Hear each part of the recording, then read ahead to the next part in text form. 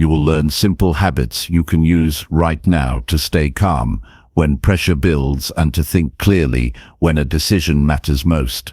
When your heart is racing and your hands feel tight, you will discover ways to slow your breathing, steady your voice, and bring your mind back to the facts. This audiobook shows practical steps, not theory, so you can act with more control in real moments that matter.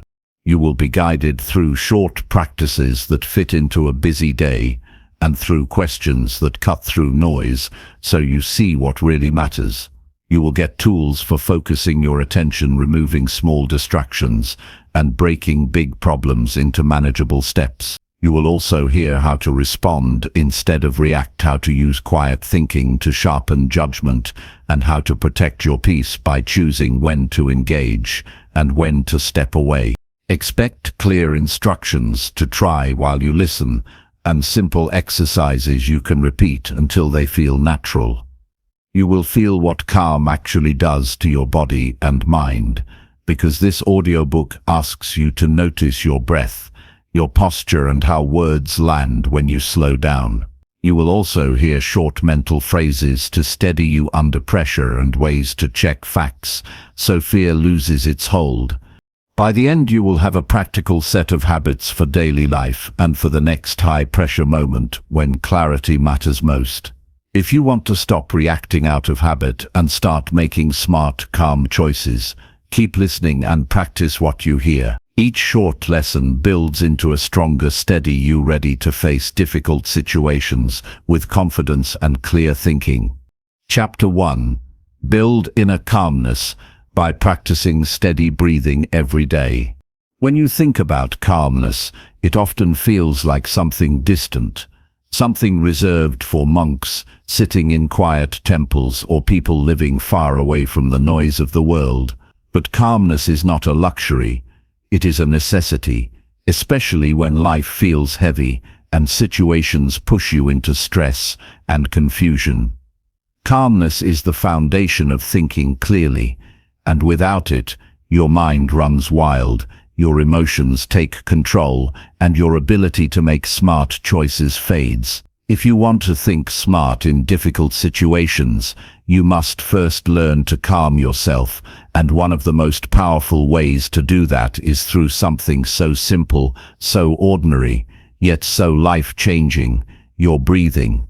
Breathing is often overlooked because it happens naturally. You do it without thinking, thousands of times each day, but that is exactly why it holds so much power.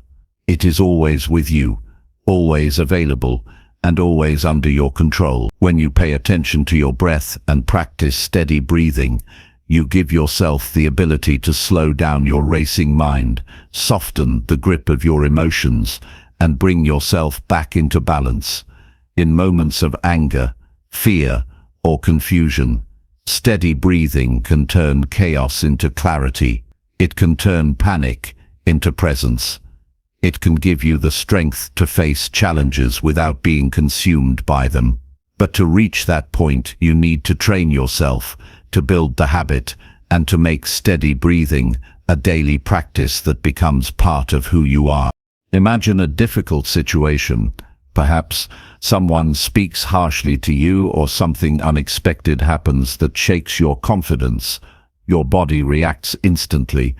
Your heartbeat speeds up, your muscles tighten, and your breath becomes shallow. Without realizing it, you are no longer in control. Your body has taken over.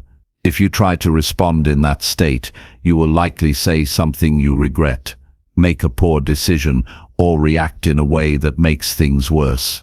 But if, in that moment, you pause and take a slow, steady breath, everything begins to change. Your body starts to calm, your thoughts slow down, and you create a small but powerful space between the situation and your response.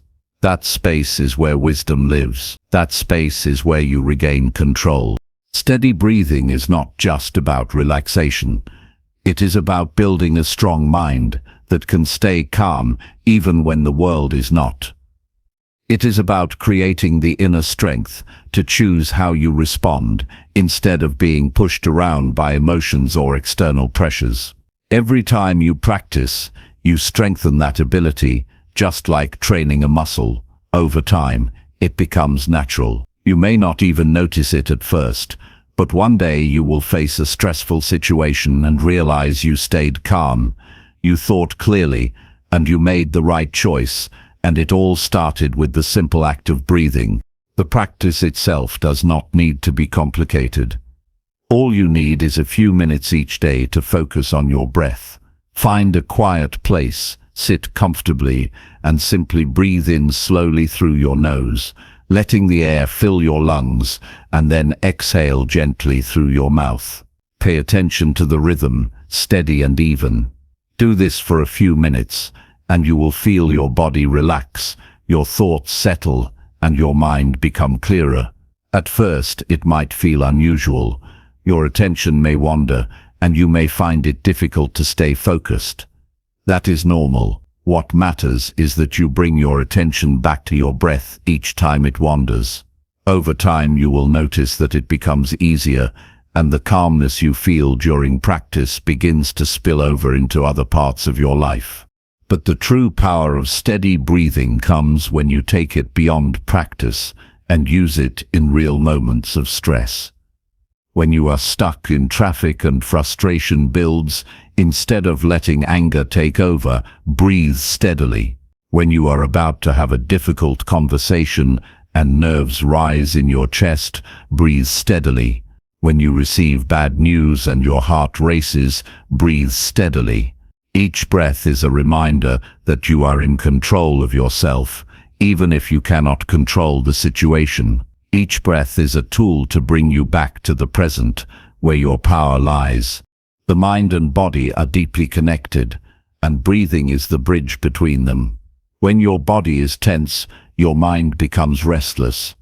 When your breath is steady, your mind becomes steady too. This is why soldiers are trained to control their breathing in combat, why athletes use it to stay focused under pressure, and why people who face high-stress situations rely on it to keep calm. You may not face life or death situations, but you do face challenges every day that require a calm and smart mind. By mastering your breathing, you give yourself an edge in every area of life. There is also a deeper benefit to steady breathing, one that goes beyond handling stress. It helps you connect with yourself on a deeper level. In the noise of daily life, it is easy to lose touch with your own thoughts and feelings. You are pulled in different directions, constantly reacting, rarely pausing. But when you breathe steadily and pay attention, you begin to notice things you usually overlook. The tension in your shoulders, the thoughts running in circles in your head, the emotions sitting quietly in the background. With steady breathing, you create space to see yourself more clearly. And when you see yourself clearly, you can begin to grow, to change, and to live more intentionally. Making steady breathing a part of your daily life requires discipline. It is not about doing it once in a while, but about making it a consistent habit. Start small. Dedicate just 2 or 3 minutes each morning to steady breathing. As you become more comfortable, increase the time. Eventually, you may spend 10 or 15 minutes each day. But even a few minutes is enough to make a difference. The key is consistency. The more you practice, the stronger your ability to stay calm becomes, and when the difficult moments arrive, you will be ready. It is also helpful to link steady breathing to your daily routines. You can practice when you wake up, before a meal, or before going to bed. You can practice when you feel stressed at work, when waiting in line, or when sitting quietly alone. By weaving it into your daily life, it becomes second nature. You will find yourself turning to your breath without even thinking about it, and that is when the habit truly becomes powerful. Beyond the personal benefits, steady breathing also improves how you relate to others. When you are calm, you listen better, you understand more, you respond with patience instead of frustration. People notice this, and it changes how they interact with you. You become a source of stability, someone others can trust, someone who brings peace instead of tension. In a world full of stress, being that kind of person is rare and valuable. It not only helps you think smart in difficult situations, but it also strengthens your relationships, your leadership, and your ability to influence others in a positive way. It is important to remember that calmness is not about avoiding problems or pretending everything is fine. Calmness is about facing reality with strength and clarity. When you are calm, you see things as they are, not as your fears or emotions distort them. You make decisions based on wisdom, not panic. You act with purpose, not impulse. This is why calmness is the foundation of critical thinking. Without it, your mind is clouded. With it, your mind is sharp, and you can see the best path forward. There will be times when you forget to breathe steadily, when stress takes over, and you fall back into old habits. That is part of being human. Do not see it as failure. Each time you notice it, simply return to your breath. Each return is progress. Each return makes you stronger. Over time, you will stumble less and rise faster. What matters is that you keep practicing, that you keep building your inner calmness one breath at a time. Think about the life you want to live. A life where you are not easily shaken, where you remain steady in the face of challenges, where you make decisions with confidence and clarity. That kind of life is not built overnight. It is built through small daily practices, and steady breathing is one of the most powerful practices you can choose. It costs nothing, requires no special equipment, and can be done anywhere. Yet its impact is profound. It can change the way you experience stress, the way you think, and the way you live. If you commit to practicing steady breathing every day, you will notice changes. You will feel calmer in situations that once overwhelmed you. You will notice that your thoughts are clearer, your patience stronger, and your confidence deeper. You will begin to carry a sense of peace within you, a peace that cannot be easily disturbed, and that peace will give you the strength to face whatever life brings, not with fear or panic, but with calmness and wisdom. That is the power of steady breathing. That is the foundation of building inner calmness. When you look back on your life months or years from now, you will not remember every breath you took, but you will remember how those breaths changed you. You will remember how they gave you the strength to stay calm in moments when others lost control. You will remember how they helped you think smart and make the right decisions in difficult situations. You will remember how they became the quiet foundation of your resilience, your peace, and your growth. And it all begins now, with the choice to practice steady breathing every day. So, start today. Take a slow, steady breath in. Let it fill your lungs. Then exhale gently, releasing tension with it. Do it again. Feel the calmness begin to grow inside you. This is your practice. This is your strength. And with each breath you are building the foundation for a calmer, stronger, and wiser life. Chapter 2. Strengthen focus by removing small daily distractions completely. Focus is the gateway to progress, because without it your mind scatters and your energy weakens before it ever reaches its target. Every distraction you allow into your day steals a piece of your attention, and over time those small distractions become the silent thieves of your potential. If you want to think smart when situations are difficult and rise above the noise that pulls most people down, you must commit to removing the small distractions that quietly take control of your life. Most people underestimate how much they lose by giving in to little interruptions.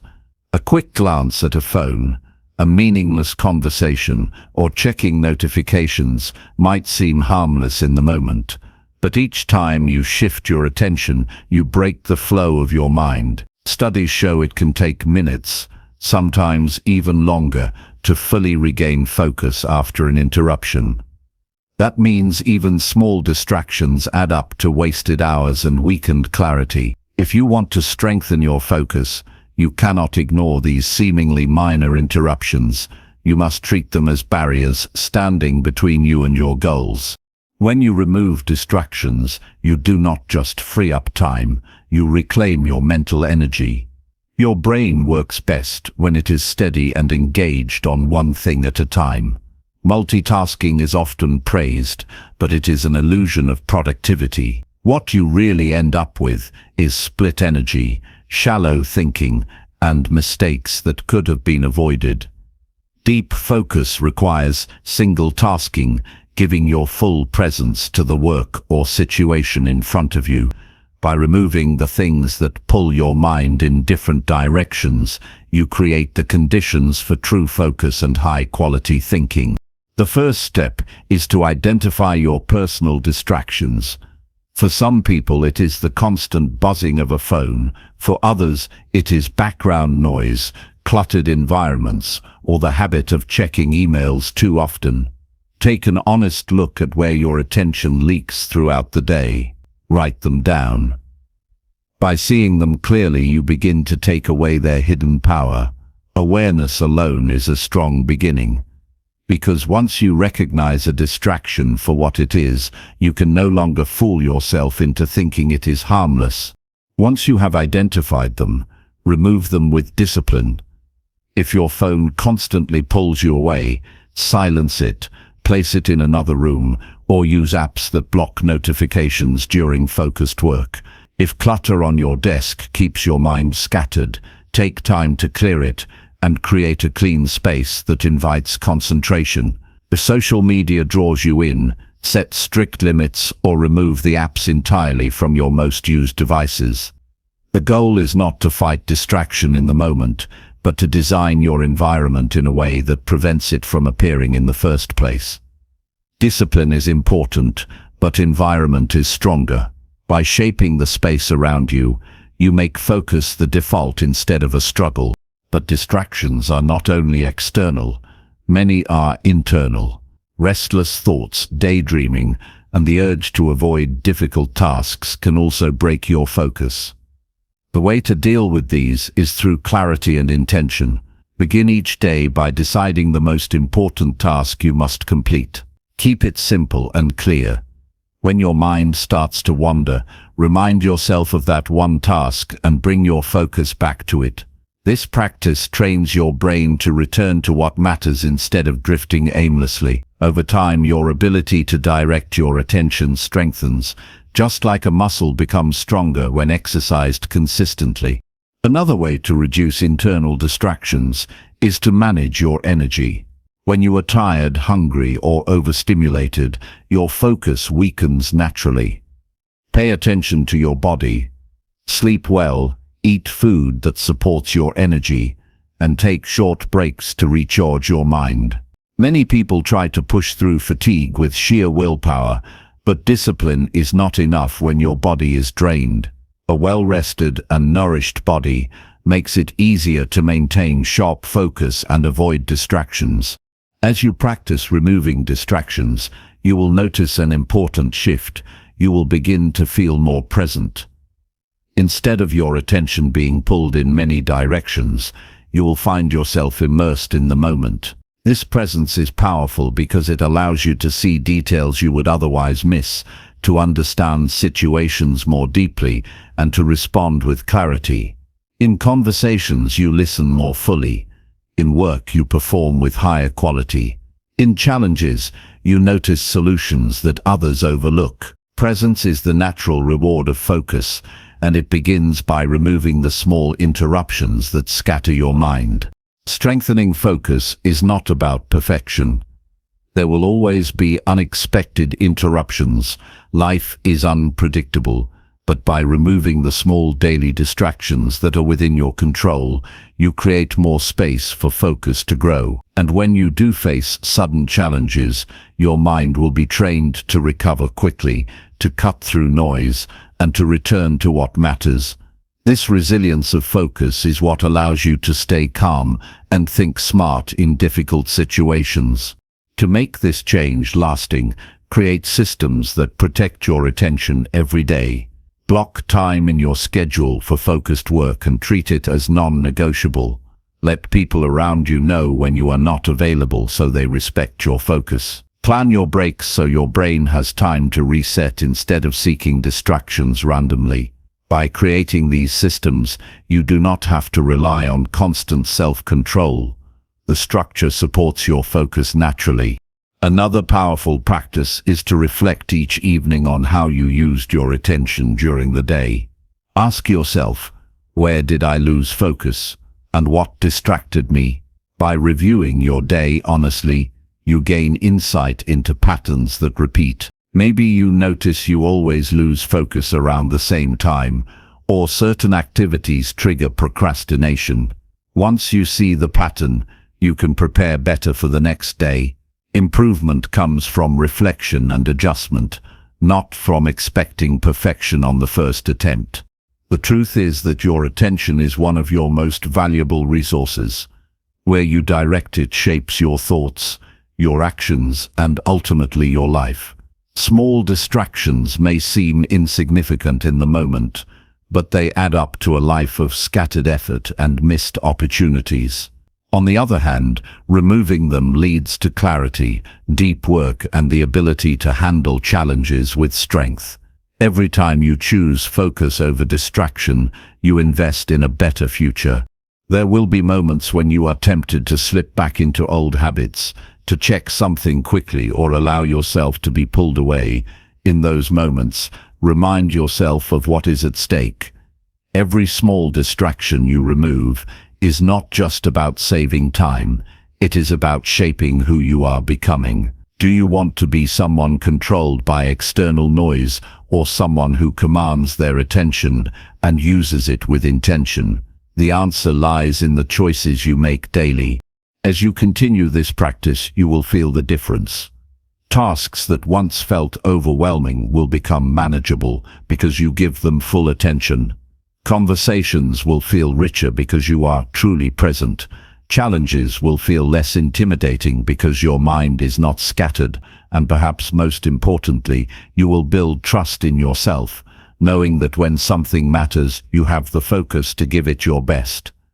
That kind of confidence is rare, and it begins with the small but powerful choice to remove distractions completely. Focus is not a talent you are born with. It is a skill you build through discipline and awareness. Each day is an opportunity to practice. Each distraction you remove is progress. With time, focus becomes your natural state, and you carry it into everything you do. And when life presents its most difficult situations, you will meet them not with scattered thoughts or restless energy, but with calm clarity and sharp thinking. That is the strength that comes from protecting your focus. Chapter 3. Train your mind to pause before reacting in stress. Strength is not found in quick reactions, but in the power to pause and choose wisely when stress rises. In moments of pressure, most people respond without thinking, allowing fear, anger, or frustration to guide their words and actions. This is why so many decisions made in the heat of stress lead to regret. The ability to pause before reacting is what separates a controlled mind from a restless one. It is what allows you to stay steady while others lose themselves to impulse. If you want to think clearly and act with wisdom during difficult times, you must train your mind to hold still for a moment before responding. Stress has a way of pushing you into survival mode. Your heart races, your body tenses, and your thoughts speed up. In this state, you are more likely to lash out, withdraw, or make choices that do not serve you well. But a pause interrupts that cycle. It gives your body time to calm down and your mind time to gather clarity. It does not need to be long. Even a few seconds of stillness can change the outcome of a stressful situation. That brief space allows you to see more clearly, to recognize what is actually happening, and to decide on a response that supports your long-term goals instead of your short-term emotions. Think about the last time you said something you wished you could take back. Chances are, the words came out because you reacted instantly instead of pausing. The same is true for decisions made in anger, fear, or panic. Without a pause, you act on impulse, and impulse often leads you away from the life you want to live. Training your mind to pause gives you power over those moments. It allows you to step outside the grip of stress and see the situation from a higher perspective. This training requires practice. Your mind will not naturally pause in stressful situations unless you teach it to do so. One way to build this habit is to create a simple rule. Whenever you feel your body tightening or your emotions rising, do not respond immediately. Instead, count slowly to 3 in your mind. This small delay creates a natural pause, enough to stop the automatic reaction and open the door for a thoughtful response. At first it may feel forced or unnatural, but the more you practice, the more natural it becomes. Over time, the pause will happen automatically, and you will feel the shift from reacting to choosing. Another method is to use short physical actions as signals for your pause. For example, you can unclench your fists, place your hand on your chest, or take a single slow breath before responding. These actions are simple but powerful. They anchor you in the present moment and remind your body and mind to slow down. They create a gap between the trigger and your response, and in that gap lies your strength. Beyond techniques, what matters most is the mindset you carry into stressful situations. You must understand deeply that reacting quickly rarely serves you. When you pause, you are not avoiding action. You are creating the right conditions for wise action. You are not being passive. You are choosing to act with intention instead of emotion. Remind yourself of this truth whenever you feel pressure. The pause is not weakness, it is mastery. It shows that you control your mind instead of letting stress control you. Training your mind to pause also improves your relationships. When you pause before reacting, you give yourself time to listen fully, to understand the other person, and to respond with respect instead of defensiveness. This can prevent arguments from escalating and open the door to real communication. People notice when you respond with calmness under stress, and they respect it. They begin to see you as someone steady, someone they can rely on when situations become difficult. That kind of reputation is built one pause at a time. The pause also helps you make better choices in moments of uncertainty. Stress often clouds judgment, making problems seem bigger and options seem fewer.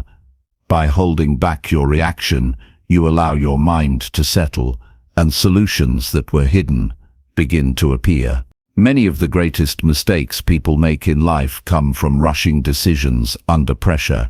The pause protects you from this. It gives you space to weigh your options, to ask yourself if the choice you are about to make aligns with your values and long-term vision. Even a short pause can save you from years of regret.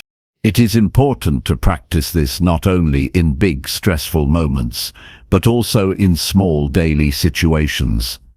When someone cuts you off in traffic, when you receive an email that upsets you, when a friend says something that stings, these are all opportunities to practice the pause. By using these smaller moments as training, you build the strength to pause naturally when bigger challenges arrive. Each time you succeed, you reinforce the habit. Each time you catch yourself before reacting, you strengthen your self-control. Some people fear that pausing makes them slow or indecisive. In reality, it does the opposite. By pausing, you clear your mind of unnecessary noise and focus only on what matters. You remove the chaos and see the path forward more directly. Quick reactions may feel fast, but they often lead to mistakes that take much longer to fix. A pause saves time in the long run because it prevents unnecessary damage.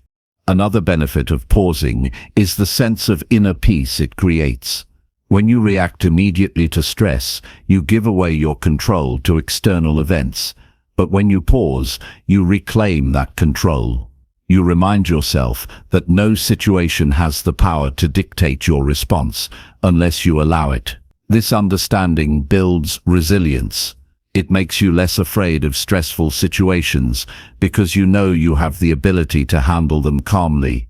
Life feels less overwhelming when you know you have that inner power. Over time, the pause becomes more than a technique. It becomes part of who you are. People will notice that you do not get rattled easily, that you respond thoughtfully instead of emotionally. You will notice it too in the way you feel more balanced, more confident, and more in control of your life. The pause becomes a shield that protects you from impulsive mistakes and a tool that guides you towards smarter choices.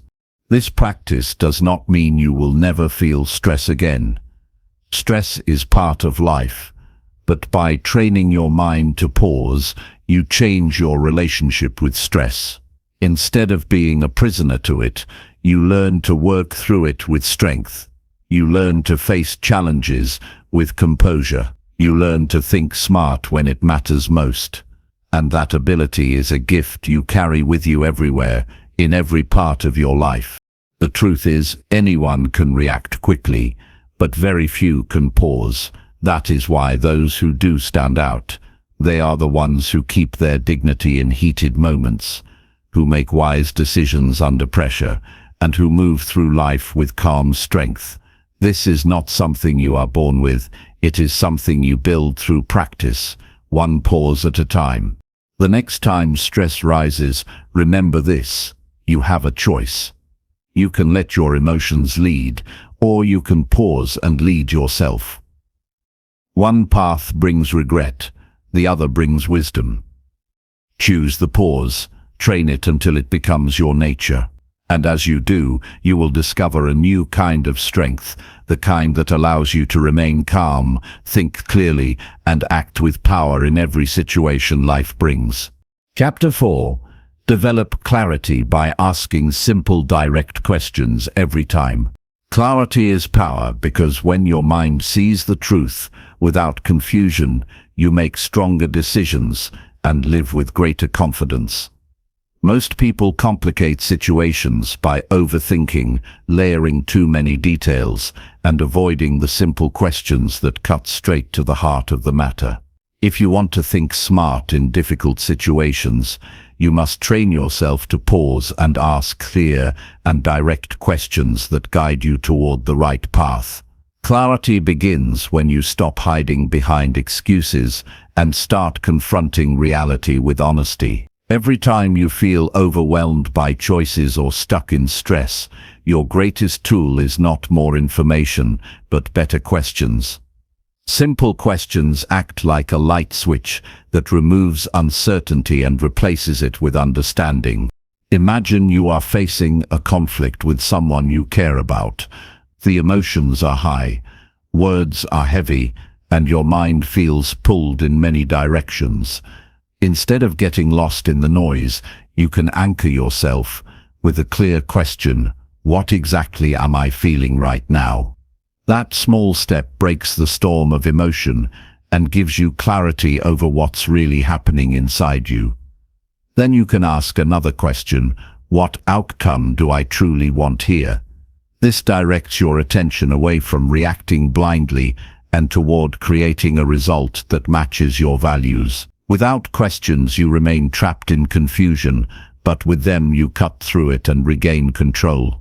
Clarity grows stronger when you stop asking complicated or vague questions and start asking short ones that go to the root of the issue.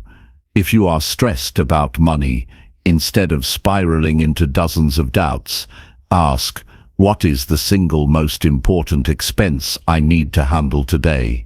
If you feel uncertain about your future, ask, what small step can I take right now that moves me forward? By stripping away the unnecessary, you open space for simple answers that lead to calm action. Complexity breeds hesitation, but simplicity creates direction. The secret is consistency. You must make it a daily practice to ask yourself these questions in every situation, no matter how small. When you wake up, ask, what is the one priority that deserves my full attention today? When you feel distracted, ask, is this helping me or wasting my focus? When you are hurt by someone's words, ask, what did they actually mean and what can I control here? These habits train your brain to always seek clarity instead of drowning in assumptions. The more often you practice, the more natural it becomes, until you can face any stress with a steady mind.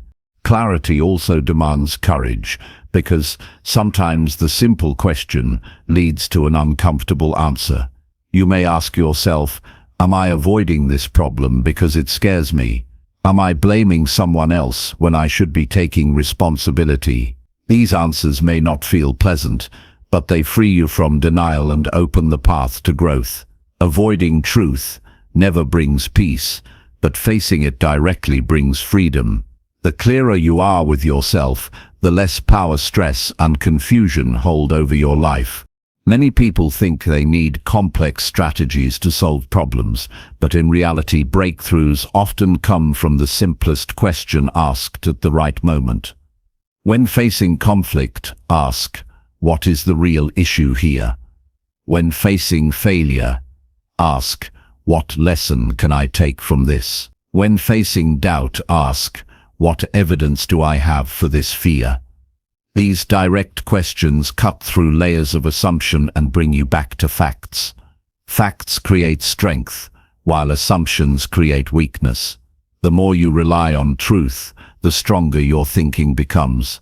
One of the most powerful shifts you can make is to direct questions inward before you direct them outward.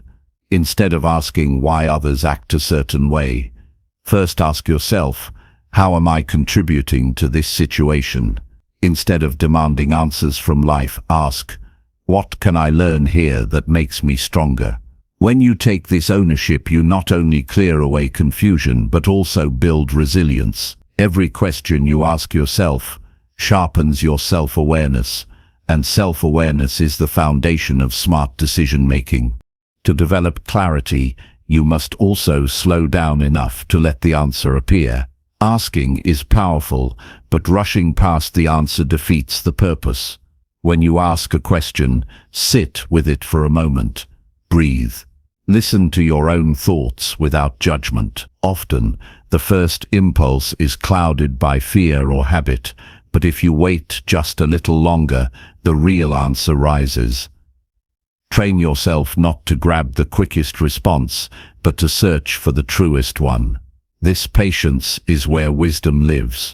Think about how many people ruin opportunities because they react without asking questions. Someone criticizes them and they explode in anger instead of asking, is this feedback useful to me? They face an obstacle and they quit instead of asking, what solution have I not considered yet?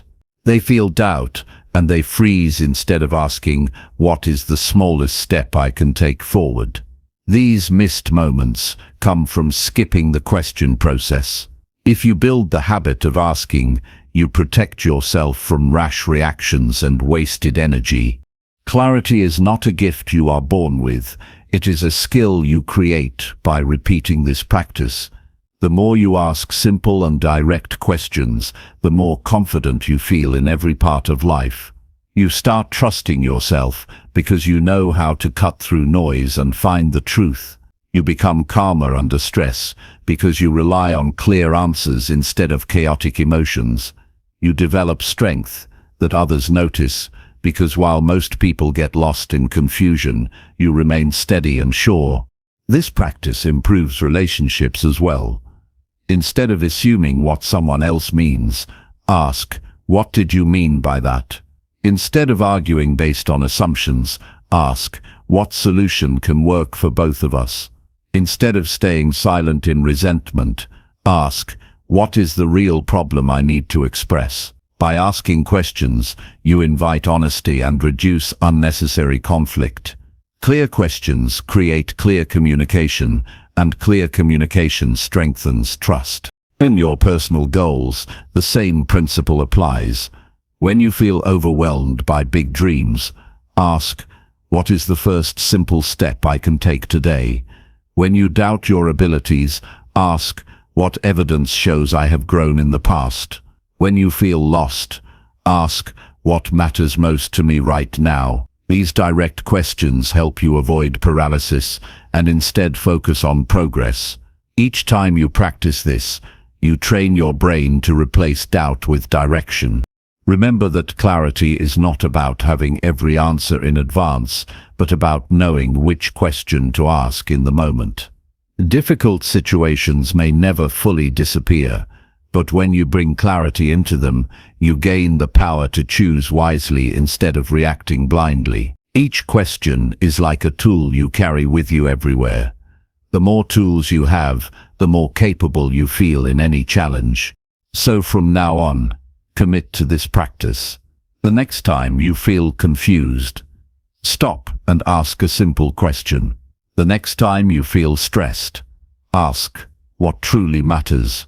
The next time you are tempted to react, ask what outcome you really want. Each of these steps sharpens your mind, strengthens your calm, and makes you a smarter thinker under pressure.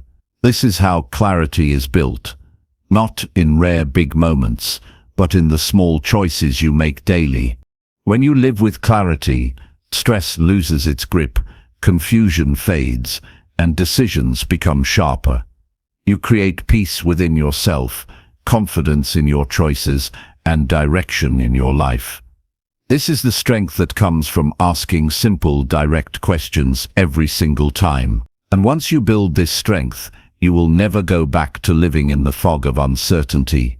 You will face life with clear eyes, a steady mind, and the calm power to think smart in every situation. Chapter 5. Sharpen decisions by writing down clear pros and cons. Strong decisions shape strong lives, and one of the simplest ways to sharpen your decision-making is by writing down clear pros and cons instead of keeping everything swirling in your head. When you carry choices in your mind without structure, they become heavy and confusing, but the moment you put them on paper, you can see the situation with clarity that was hidden before. Writing removes the fog of emotion and replaces it with order. It slows you down enough to think carefully instead of rushing into a choice you may regret later. Every time you take the step to list out the positive and negative sides of a decision, you give yourself a tool that makes you calmer, wiser, and more confident. Think about the last time you had to make a hard choice. Maybe it was about work, relationships, money, or health. Chances are your mind jumped between excitement and fear, between hope and doubt, without ever landing on a solid ground. That kind of mental storm is normal when the stakes are high, but it also makes you vulnerable to reacting impulsively. By sitting down with a pen and paper and creating a list of pros and cons, you are no longer just feeling your way through. You are examining facts and consequences clearly. This method turns confusion into perspective. Writing pros and cons is not about making life mechanical. It's about giving your emotions space while also inviting reason to join the conversation. When you list the pros, you focus on what excites you and what opportunity exists. When you list the cons, you confront the possible risks and costs. Together, these lists show you the full picture, not just the part your emotions want you to see in the moment. Sometimes a pro list will be long, but one single con may carry more weight than all the positives. Other times, the cons may feel heavy, but when you see the pros written down, you realize they matter far more to your growth. The act of writing makes you more objective. This practice also allows you to compare short-term comfort with long-term growth.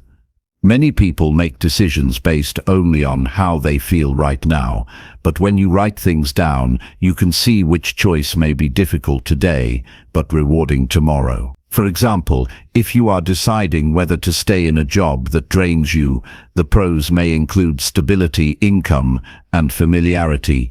The cons may include stress, lack of purpose, and no growth. Seeing it on paper forces you to weigh comfort against fulfillment, and suddenly the right direction becomes clearer. Without writing, your mind may keep looping on the short-term relief of staying where you are.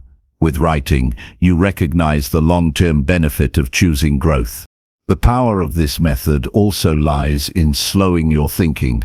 Stress often pushes people into quick reactions, but writing takes you out of that rush. The time it takes to sit, reflect, and put words on paper is enough to break the cycle of panic. You are not just reacting anymore, you are evaluating. That pause alone can prevent you from making choices you will regret. Even if you still decide quickly after writing, it will be a quick decision made from clarity, not confusion. Some people resist this practice because it feels too simple, but simplicity is exactly what makes it effective. The human brain craves clarity, and the act of writing pros and cons reduces a complex situation into two clear columns. You can look at the page and see your thoughts laid out in front of you, organized and concrete. This makes your decision less about gut feelings alone and more about balanced reasoning. It gives you confidence because you know you considered both sides fully before acting. This practice also helps reduce regret later. Many times after making a decision, people look back and wonder if they chose correctly. When you have a written record of the pros and cons, you can remind yourself why you made that choice. You can see the reasoning that guided you, and even if things don't turn out perfectly, you know you acted with thoughtfulness. This removes unnecessary guilt and helps you move forward instead of staying stuck in second-guessing. Sharpening decisions through this process also strengthens your discipline. It trains your mind to step away from impulse and toward reflection. The more you practice it, the more natural it becomes to pause, write, and evaluate. Over time, you notice yourself becoming calmer and more deliberate, not just with big decisions, but with everyday ones too. Whether you are deciding how to spend your day, which habit to build, or how to respond to a challenge, the habit of weighing pros and cons gives you structure. You can also use this method as a tool for communication. When facing a decision that involves others, writing pros and cons allows you to show them your thought process. It creates transparency and invites constructive dialogue instead of arguments. For example, if you are making a family decision, sharing your lists can help others feel included and respected. Instead of debating with vague feelings, you are discussing clear points that everyone can see and weigh together. This strengthens trust and reduces misunderstandings. Another benefit is that writing pros and cons helps you detect hidden patterns in your thinking. Over time, you may notice that your cons often reflect fear of change, while your pros reflect opportunities for growth. This awareness shows you how often fear tries to hold you back. By recognizing these patterns, you become better at separating real risks from imagined ones. This makes your decisions stronger because they are guided by truth, not by fear disguised as caution. It's also worth noting that not all pros and cons are equal in weight. Writing them down allows you to prioritize. For instance, you may have 5 pros and 3 cons, but if one con directly threatens your peace of mind, it may outweigh everything else. Writing forces you to not just count items, but to measure their importance. It teaches you that the quality of each point matters more than the quantity. This deeper reflection leads to wiser choices that align with your true values. If you want to sharpen your decisions in daily life, begin with small choices. Before committing to a new habit, write the pros and cons. Before accepting an invitation, list the benefits and drawbacks. Before making a purchase, weigh the positives against the negatives. Practicing with small decisions builds the skill so that when bigger challenges arise, you already have the discipline to handle them. By the time you face life-changing choices, you will be skilled at breaking them down and finding clarity. Decision-making becomes less intimidating when you realize you are not trapped in confusion. You always have a tool to bring order: your pen, your paper, and your willingness to think clearly. Each time you write a pros and cons list, you are sharpening your mind, building your confidence, and reducing stress. You are showing yourself that you have the strength to take control instead of being controlled by circumstances. So the next time you face a hard decision, do not rely only on your memory or your emotions. Sit down, write it out, and see the truth in front of you. This small act can change the way you think, the way you choose, and the way you live. By sharpening your decisions through clear pros and cons, you step into a life of greater peace, clarity, and strength. And once you build this habit, you will never again feel powerless in the face of uncertainty. You will know that you have the tools to stay calm, think smart, and make decisions that truly serve your growth. Chapter 6. Grow patience by slowing your speech during heated conversations. True strength in communication is not shown by who speaks the loudest, but by who chooses to slow down their words in the middle of conflict. When emotions rise and tempers flare, the natural instinct is to rush into fast words, sharp tones, and defensive responses. That rush only fuels the fire, turning a simple disagreement into a storm that leaves both sides feeling wounded. But when you decide to slow your speech during those heated moments, you create space between reaction and response. And in that space, patience is born. Patience is not just waiting calmly when life is easy. It is the ability to hold steady when everything in you wants to fight back immediately. When you slow down your words, you give your brain and heart time to work together instead of letting your emotions take complete control. Think of the difference between someone who blurts out harsh words in anger and someone who speaks with measured tone and thoughtful pauses. The first person escalates the situation, the second diffuses it. The power is not in avoiding the truth, but in delivering it with discipline. Speaking slowly forces you to consider your words, to feel their weight, and to decide if they will build peace or deepen conflict. This deliberate pace protects you from saying things you might regret later, and it protects the other person from receiving unnecessary hurt. Growing patience through slow speech is also about reclaiming control over yourself. In heated conversations, it often feels like the other person controls the tone, but you always have the choice to shift the direction by how you use your words. A calm and steady pace signals strength, not weakness. It shows that you are not driven by anger, that you value clarity more than dominance, and that you respect yourself enough to speak with purpose. Even if the other person is loud and aggressive, your steady tone stands out like an anchor in the storm. Over time, people notice that they cannot drag you into chaos because you choose to speak with calm authority. One of the most practical steps to achieve this is to focus on your breathing while speaking. Taking small pauses to inhale and exhale before answering slows down your delivery naturally. Those breaths are not empty pauses, they are moments of grounding that remind you to stay centered. Instead of rushing to fill the silence, you allow silence to serve as a tool of strength. Silence between words or sentences carries more power than hurried speech. It communicates that you are thinking, that you are not afraid of stillness, and that your words carry weight. Slowing your speech also gives the other person the chance to listen. When conversations heat up, most people stop listening and start preparing their comeback. By speaking slowly, you invite the other person to absorb your words instead of racing past them. It gives space for mutual understanding instead of competing noise. This approach often disarms defensiveness because it shows restraint and balance. The other person senses your calm energy, and even if they continue to speak quickly, they begin to feel the contrast. Many times, that contrast softens their tone over time, creating a bridge instead of a barrier. Growing patience in this way requires practice, especially if you are used to speaking quickly under stress. You may need to consciously remind yourself to lower your pace in daily conversations, even when things are not heated.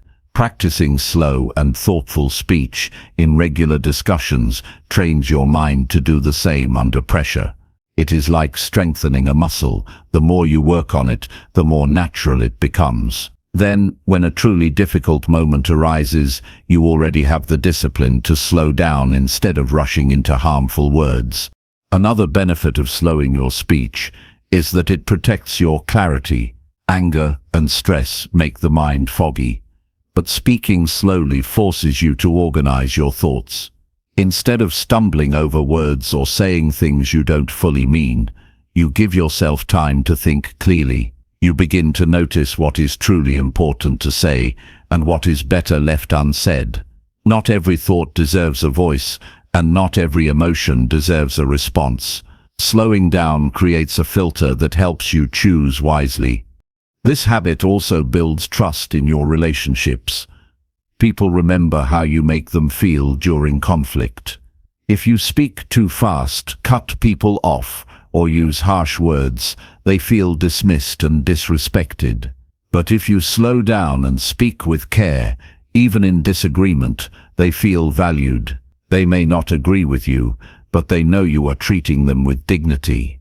That respect builds stronger connections, and over time people learn that they can approach you with honesty, without fear of being attacked. Your patience becomes a source of safety for others, and that safety strengthens bonds. Slowing your speech also helps you take control of your emotions, instead of letting them take control of you. Often, the act of speaking quickly fuels the emotion itself. When you slow down, you are not just calming your words, but calming your entire state of being. Your heartbeat steadies, your mind clears, and your body relaxes. This calm presence allows you to respond with wisdom instead of impulse. Over time, you will notice that you no longer get as drained by arguments because your energy is conserved through patience. In real life, this might look like counting 2 seconds before answering a difficult question, choosing shorter sentences instead of long rants, or lowering the volume of your voice when tension rises. Each of these small actions signals self-control. They show that you value peace more than proving a point, and that you are willing to let patience guide the outcome. And the truth is, outcomes shaped by patience are almost always stronger, longer lasting, and healthier than those shaped by anger. Every time you slow your speech in a heated conversation, you are practicing discipline that extends beyond communication. You are strengthening the same patience that will help you in every other part of life. Patience is required to achieve goals, to build relationships, to improve skills, and to face setbacks. By mastering it in your words, you are mastering it in your life. The skill transfers naturally. If you can hold steady under pressure in a conversation, you can hold steady under pressure in work, health, and personal growth. The world often tells us to speak louder, faster, and with more force to be heard. But true influence comes from calm authority. People trust those who do not lose control under pressure. They respect those who speak slowly enough to be clear, strong enough to remain calm, and wise enough to let patience lead. When you slow your speech in heated moments, you are not just winning arguments, you are protecting your peace, preserving your relationships, and proving to yourself that self-control is your greatest strength. So the next time you feel anger rising and words rushing to escape, take a breath, slow down, and let patience guide your tongue. You will find that not only does the conversation shift, but you shift too. You become the kind of person who cannot be shaken easily, the kind of person who responds with strength instead of reaction, and the kind of person others look to for wisdom in the middle of chaos. That transformation begins with a single choice: to slow down your speech and let patience grow inside you. Chapter 7. Increase confidence by standing tall and speaking with strength. Confidence is not something you wait to feel before you act. It is something you create in the way you carry yourself and in the way you express your words. The way you stand and the way you speak tells the world what you believe about yourself, even before your actions prove it. When you stand tall, shoulders back, head held steady, and when your voice comes out clear and firm, you send a powerful message not only to others, but to your own mind. You remind yourself that you are capable, worthy, and strong enough to handle whatever comes your way. This is how confidence grows, through action that shapes your inner belief, not through waiting for the perfect moment when fear disappears. Many people make the mistake of thinking confidence is a feeling reserved for the few who were born bold. In truth, confidence is built every day through simple physical and mental choices. Standing tall is one of the most effective of those choices. Your body posture influences your emotions more than most people realize. When you slouch, lower your head, or avoid eye contact, your brain interprets it as weakness and your emotions follow. When you straighten your back, lift your chin, and look directly at the world, your brain responds with greater energy, focus, and belief. The body and mind are always connected, and by choosing to carry your body with strength, you reprogram your mind to think strong as well.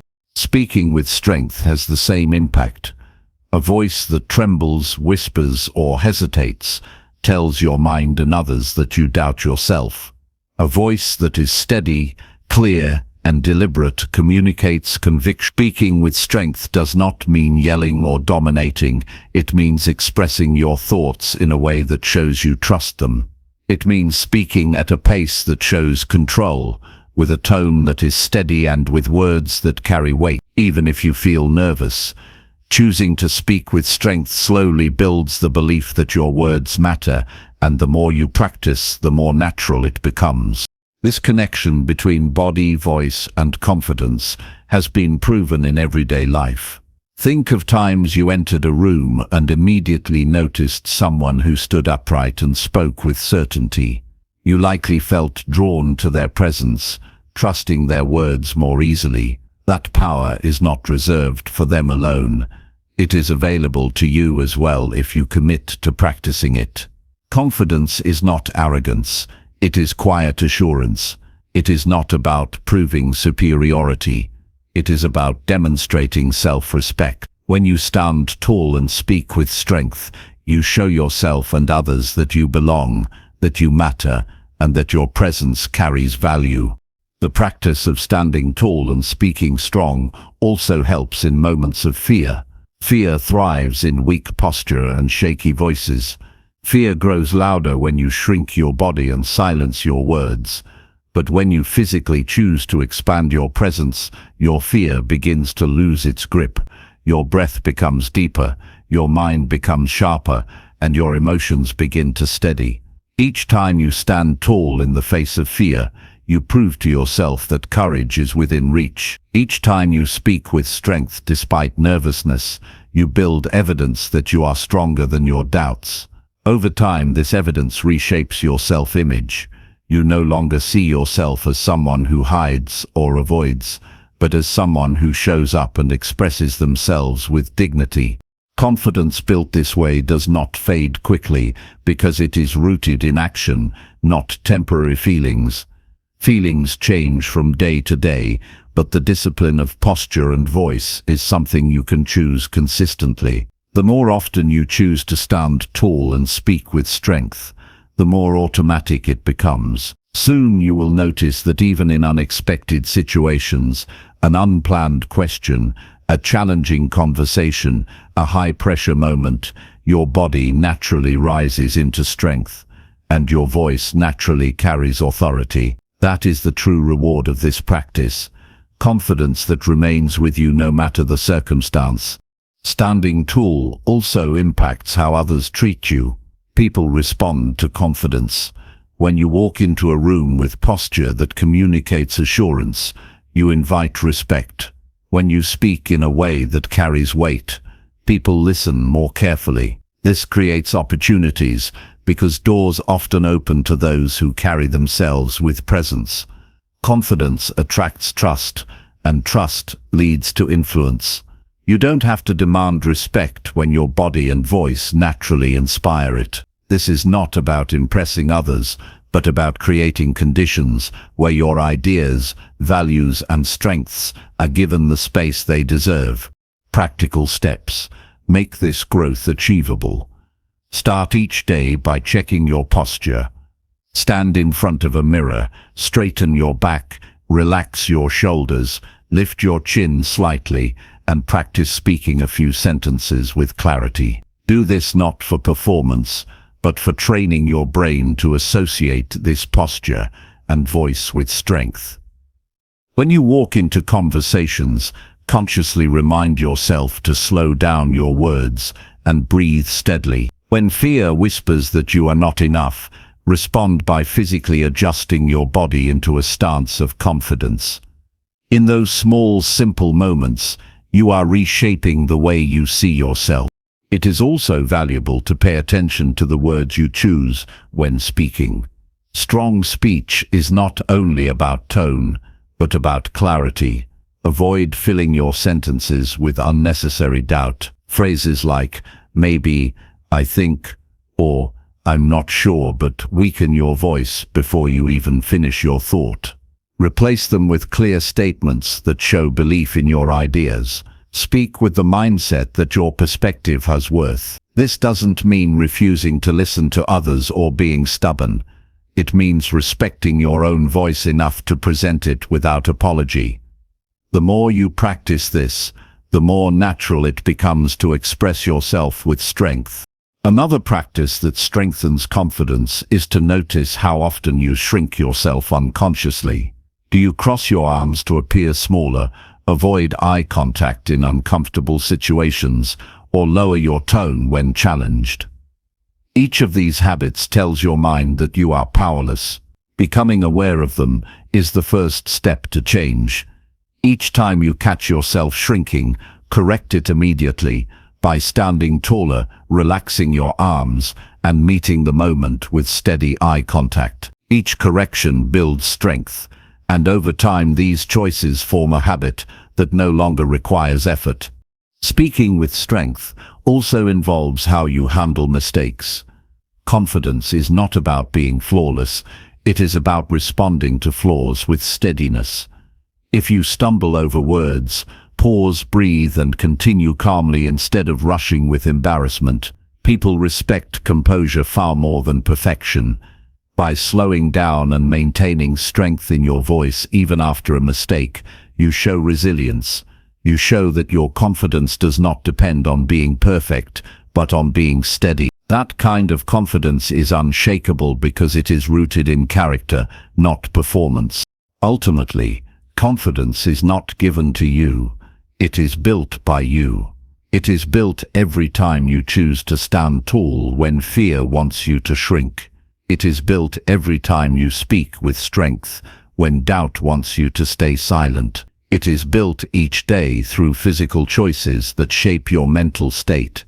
When you realize that you hold this power, you stop waiting for confidence to appear and start creating it actively. You take ownership of the way you show up in the world, and in doing so, you transform not only how others see you but how you see yourself. Standing tall and speaking with strength is a discipline that will change your life. It will change how you handle challenges, how you connect with people, and how you carry yourself in every environment. It will give you the ability to face uncertainty with courage, to step into opportunities with readiness, and to inspire respect without forcing it. Confidence becomes your natural state, not because you never feel fear, but because you know how to rise above it through action. So begin today. Stand tall, even when your mind wants to shrink. Speak with strength, even when your voice wants to hide. Train your body and voice to lead your mind toward confidence. With time, these small choices will become who you are, and you will live as someone who moves through the world with dignity, assurance, and unshakable presence. Confidence will no longer be something you chase. It will be the way you live every single day. Chapter 8. Control emotions by recognizing triggers and choosing quiet response. True strength is not measured by how loud you react, but by how calm you remain when everything inside you wants to explode. The ability to control your emotions is one of the greatest skills you can ever develop, because it gives you the power to choose how you respond instead of letting the moment control you. Life is full of situations that test patience, challenge pride, and push buttons you may not even know you have. Someone cuts you off in traffic, a colleague criticizes your work unfairly, a loved one says something hurtful, your body reacts before you even think. Your heart races, your muscles tighten, your voice rises. These automatic reactions are called triggers, and if you do not learn to recognize them, they will run your life. But once you know what sets you off, you gain the power to step back, breathe, and decide your response. That is where emotional control begins. Recognizing triggers requires honest self-awareness. You have to pay attention to your own reactions and admit the moments where you lose control. Maybe it is disrespect, maybe it is being ignored, maybe it is criticism, maybe it is a sense of injustice. Everyone has different triggers, but few take the time to identify them. When you start noticing the exact situations that cause your emotions to flare up, you start building a map of your inner world. That map helps you prepare. Instead of being blindsided by anger or frustration, you can see it coming and catch yourself before you fall into the same trap. Awareness turns what once controlled you into something you can now manage. Once a trigger is recognized, the next step is choosing a quiet response. This is not about bottling up emotions or pretending you do not care. It is about creating space between the trigger and your reaction. In that space lies power. Instead of snapping back, instead of raising your voice, instead of sending a text you will regret, you take a moment to pause. That pause may last only a few seconds, but it is enough to shift the outcome. It allows your logical mind to join the conversation instead of leaving everything to raw emotion. The quiet response is not weakness, it is mastery. It is choosing dignity over impulse, wisdom over reaction. Imagine someone insults you in front of others. Your first instinct might be to fire back with equal force. In that moment, you feel the urge to defend your pride. But if you recognize the trigger, your need to protect respect, and if you pause, you realize that reacting with anger only gives the other person more control. By choosing quiet, you take back the power, you maintain your composure, and the situation no longer drags you down to its level. People often confuse silence with submission, but in reality, silence guided by self-control is one of the most commanding responses you can give. It shows that you are not easily shaken, that your emotions do not control you, and that your energy is too valuable to waste on negativity. Choosing a quiet response also protects your health. Emotional outbursts may feel good in the moment, but they come with a cost. Stress hormones flood your body, raising your blood pressure, tightening your muscles, and leaving you drained long after the situation is over. When you learn to pause and respond calmly, you protect not only your relationships but also your body. Your mind stays clearer, your energy lasts longer, and your overall well-being improves. This is why emotional control is not just a social skill, but a life skill. It influences every part of your existence.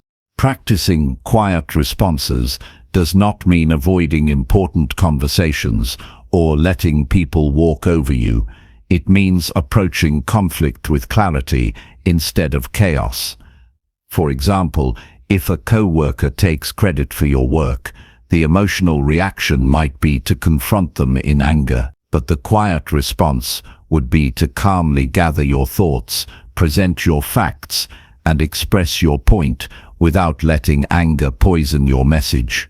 The result is often more effective, and you leave the situation with respect instead of regret. By choosing quiet, you strengthen your influence, because people trust those who can stay composed under pressure. It is important to understand that controlling emotions is a skill developed over time, not a switch you can flip instantly.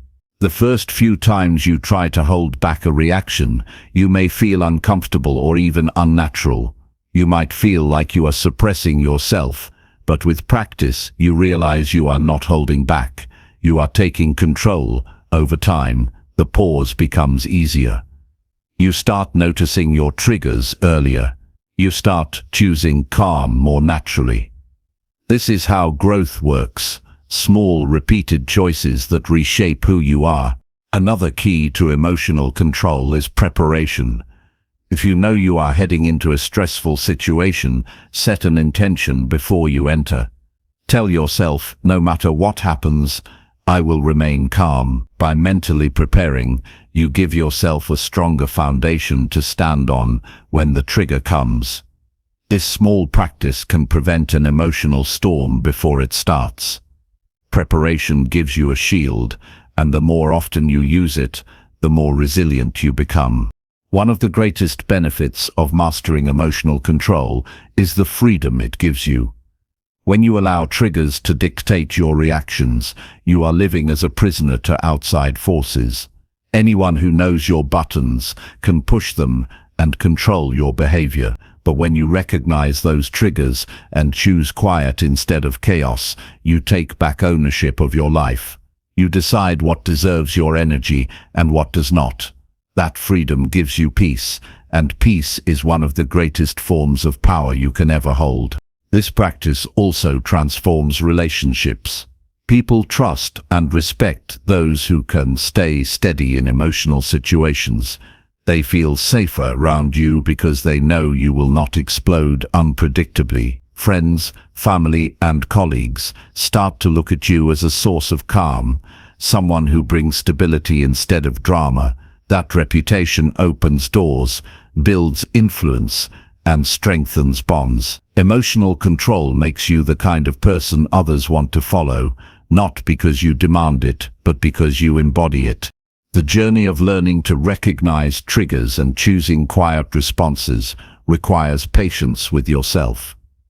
You will not always get it right. There will be days when emotions still slip out, when you react too quickly, when you regret what you said. But every time you notice it, you are growing. Every time you pause instead of reacting, you are training your mind to rise above old habits. With persistence, those small victories add up into a new identity, one that is calm, strong, and unshakable. Think about how different your life becomes when you no longer let anger, frustration, or fear dictate your actions. Arguments shrink, regrets fade, relationships deepen, and your self-respect grows. You begin to walk through life with more control, more presence, and more confidence. Challenges no longer rattle you the way they used to.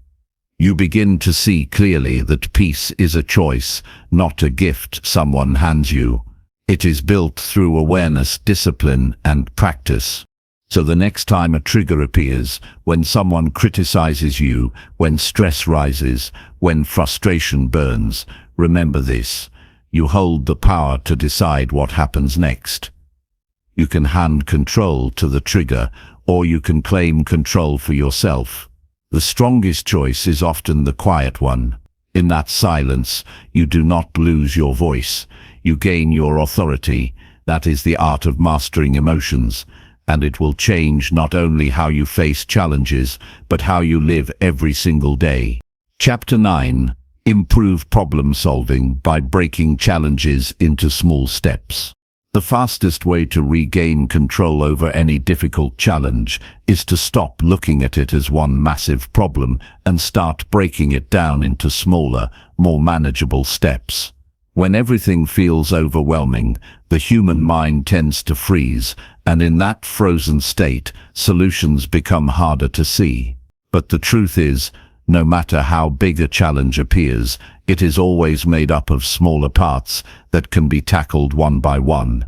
Once you begin to separate the pieces, the impossible suddenly becomes possible, and what once felt heavy begins to feel achievable. The mistake most people make when facing problems is trying to solve everything all at once. They look at the entire situation as a single giant wall they must climb. That perspective creates stress, discouragement, and a sense of defeat before the first step is even taken. But when you deliberately break the challenge into smaller steps, you create a clear path forward. Each step becomes something you can act on today, something within your reach, something that gives you progress. Progress builds momentum, and momentum brings hope. Think about how this works in everyday life. If you want to get out of debt, focusing only on the total number will crush your motivation. But if you break it down into paying one small amount consistently, suddenly you see results. If you want to get healthier, focusing only on your end goal can feel discouraging. But if you commit to one simple step, like drinking more water or walking for 15 minutes a day, progress becomes real. The same principle applies to every challenge, academic, financial, emotional, or professional. The solution is not found in one grand leap, but in steady small steps taken with intention. The process begins with clarity.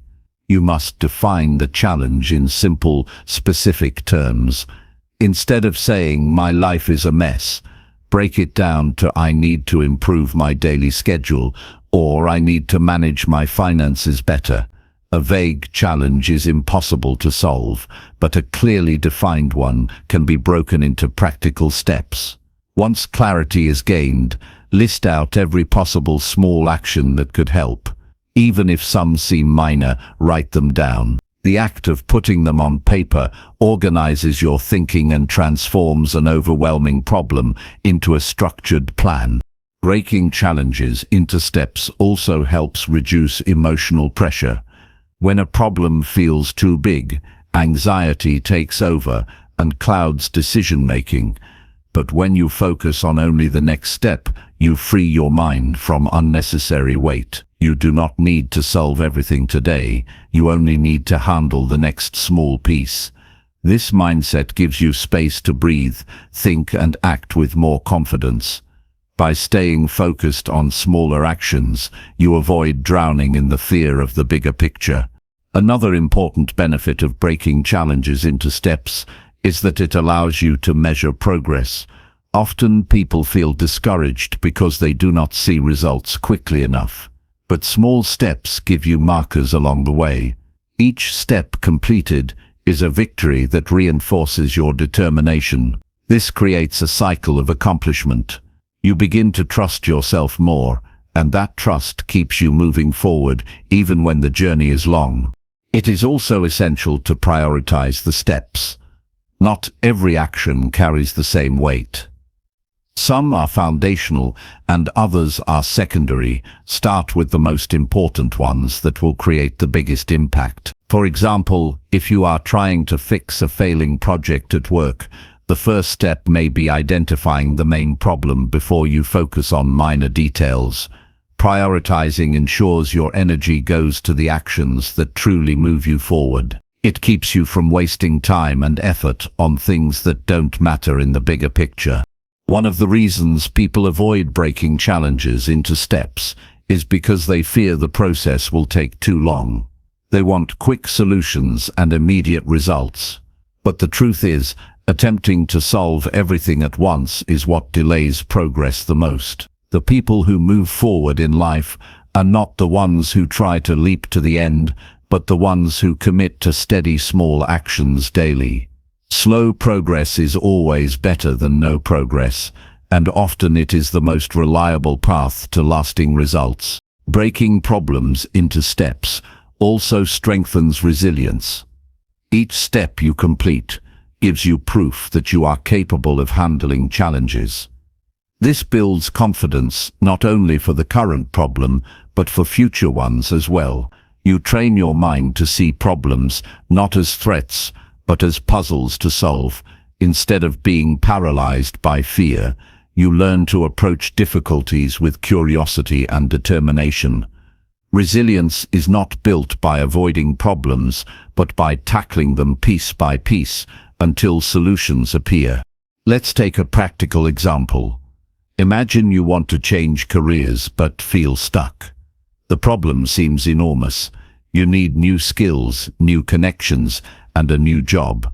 If you look at it all at once, the weight is crushing. But if you break it down, it becomes approachable. Step 1 might be researching the field you want to enter. Step 2 might be identifying the exact skills required. Step 3 could be enrolling in a short online course. Step 4 could be updating your resume. Step 5 might be reaching out to one person in the field. Suddenly, the path is no longer a blur. It is a sequence of actions that bring you closer to your goal. Another example could be repairing a broken relationship. At first, it feels too damaged to fix. But if you break it down, you might realize the first step is simply reaching out. The next step might be listening without judgment. The following step could be apologizing for your part. Step by step, progress becomes possible. By breaking it down, you create hope where before there was only despair. This practice also encourages patience. When you focus on steps, you no longer demand instant results.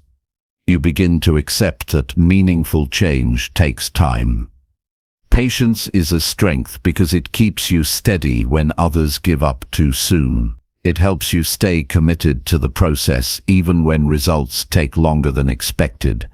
With patience, you stop expecting miracles overnight and start trusting the power of consistent effort. As you grow in the habit of breaking challenges into steps, you begin to notice a change in your mindset. Problems no longer feel like roadblocks, they feel like projects. You no longer think, "This is impossible." Instead, you think, "What's the first step I can take?" That shift alone changes everything. It removes fear and replaces it with action. It turns confusion into clarity. It transforms a victim mindset into an empowered one. The secret to improving problem solving is not in finding one perfect solution, but in moving forward one step at a time. Each step brings new insight, each action teaches you something, and each victory builds momentum. By breaking problems into steps, you train your mind to focus on progress instead of perfection. You stop being stuck in frustration and start living in movement. So the next time you face a challenge that feels too big, stop overwhelming yourself with the whole picture. Ask yourself, what is one step I can take right now? Write it down, do it, and then move to the next. Keep going until the challenge is no longer a mountain, but a path you have already walked.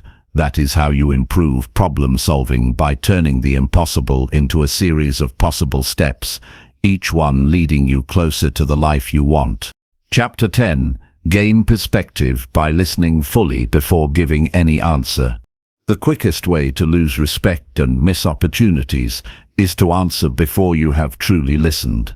In every conversation, in every discussion, the power lies not in rushing to speak, but in holding back, absorbing the words of others, and giving them your full attention. When you listen completely before responding, you gain perspective, you understand the heart of the matter, and you create answers that are wiser, calmer, and more effective. Too often, people make the mistake of speaking while still forming assumptions, and those assumptions create misunderstandings, conflicts, and regret. True wisdom shows itself in patience, and patience begins with listening fully. Listening fully is not just about keeping quiet while someone else talks. It is about silencing the urge to prepare your reply while they are still speaking. It is about giving them space to express themselves without interruption and without judgment. It means focusing on their words, their tone, and even the emotions behind what they say. When you do this, you move beyond the surface and into the truth of their message. Only then can your response carry weight and clarity. Consider how often disagreements escalate because people are only half listening. Each side is waiting for their turn to talk rather than seeking to understand. But when you choose to listen until the end, the entire dynamic changes. Instead of defending your own view immediately, you first absorb the other person's perspective. That act alone diffuses tension. People feel respected when they are heard, and respect opens the door to solutions. In this way, listening is not passive. It is an active tool for gaining influence and creating peace. The discipline of listening fully also protects you from reacting too quickly. In heated situations, words spoken without full understanding often lead to regret. But if you pause and take the time to let the other person finish, you give yourself space to process. That pause creates distance between emotion and action, and in that distance lies better judgment. Responding without listening is like aiming without looking. You miss the target, but when you listen fully, your response is guided by accuracy instead of impulse. Listening also allows you to gather information that may shift your entire perspective. Many times, what we initially think is the issue turns out to be only part of the story. People reveal important details at the end of their explanation that would have been missed if we cut them off. By listening fully, you avoid making decisions based on incomplete information. You open yourself to the possibility that your original assumption was wrong and that humility leads to stronger choices. Another powerful benefit of listening is the impact it has on relationships. When you give someone your full attention, you communicate respect, care, and patience. People remember how you make them feel, and feeling truly heard is rare in today's fast world. Whether it is in personal relationships, professional settings, or everyday conversations, the act of listening builds trust. Trust strengthens bonds, and strong bonds create opportunities and harmony that cannot be forced in any other way. Listening fully also improves self-control. It trains you to hold back the impulse to dominate the conversation or prove your point immediately. That restraint sharpens your discipline. You begin to realize that wisdom is not in saying more, but in saying what matters most. By the time you finally speak, your words carry greater weight because they are grounded in understanding rather than haste. People take your answers more seriously because they know you took the time to hear them out first. Think about great leaders, teachers, and mentors. Their influence does not come from always speaking the loudest. It comes from their ability to listen deeply, to understand the needs and struggles of others, and then to respond with precision. This is the same quality you can cultivate in your own life by practicing the discipline of full listening. It is not about silencing yourself forever. It is about knowing when to hold back and when to speak with strength. A practical way to build this habit is to remind yourself in every conversation, wait until the other person has completely finished before forming your response. Focus on their words, and if needed, repeat back what you understood. This not only shows them you listened, but also confirms clarity. It prevents misunderstanding and ensures that your response is built on truth, not assumption. Over time, this practice becomes second nature, and you will notice that your conversations are calmer, more productive, and more meaningful. In moments of disagreement, listening fully can be the difference between conflict and resolution. When tempers rise, people expect to be interrupted, ignored, or argued with. But when you do the opposite, when you give them the gift of silence and full attention, they disarm, they lower their defenses because they sense respect. And once the tension softens, your words can actually reach them. This ability to calm situations, not by force, but by listening, is one of the most valuable skills you can ever develop. Listening before answering also protects you from unnecessary mistakes. Many errors in judgment come from speaking too quickly, giving advice without understanding, or making promises without hearing all the facts. When you listen longer, you make fewer mistakes. You respond with wisdom instead of assumption. This not only improves your decisions, but also builds your reputation as someone who can be trusted. It is also worth remembering that listening fully is not only for others, it benefits you directly. By slowing down and paying attention, you train your own mind to be more patient, more observant, and more disciplined. You become less reactive and more thoughtful. This shift in mindset carries into all areas of your life. Whether you are solving problems, building relationships, or leading others, the ability to listen deeply strengthens your judgment and sharpens your character. There will always be moments when your ego wants to jump in and dominate the conversation. There will be times when your emotions push you to interrupt or defend yourself immediately. That is when you must remind yourself of the strength found in restraint. True power is not in speaking first, it is in speaking last, with clarity, wisdom, and calm. By waiting, by listening, by fully understanding before responding, you show mastery over yourself. The truth is, most people are not truly heard in their daily lives. If you become someone who listens completely, you set yourself apart. You become the person others trust with their thoughts, their worries, and their ideas. This gives you influence, not because you talk the most, but because you make others feel valued. And when people feel valued, they open up, they share more, and they are more willing to listen in return. So when you are in your next conversation, remember this: do not rush to fill the silence. Do not prepare your answer while the other person is still speaking. Give them the gift of your full attention. Let them finish. Let them feel heard. Then, and only then, respond with calm and clarity. This simple practice will not only make you a better communicator, but also a wiser, more respected person in every part of your life. Listening fully before giving an answer is not a weakness, it is strength.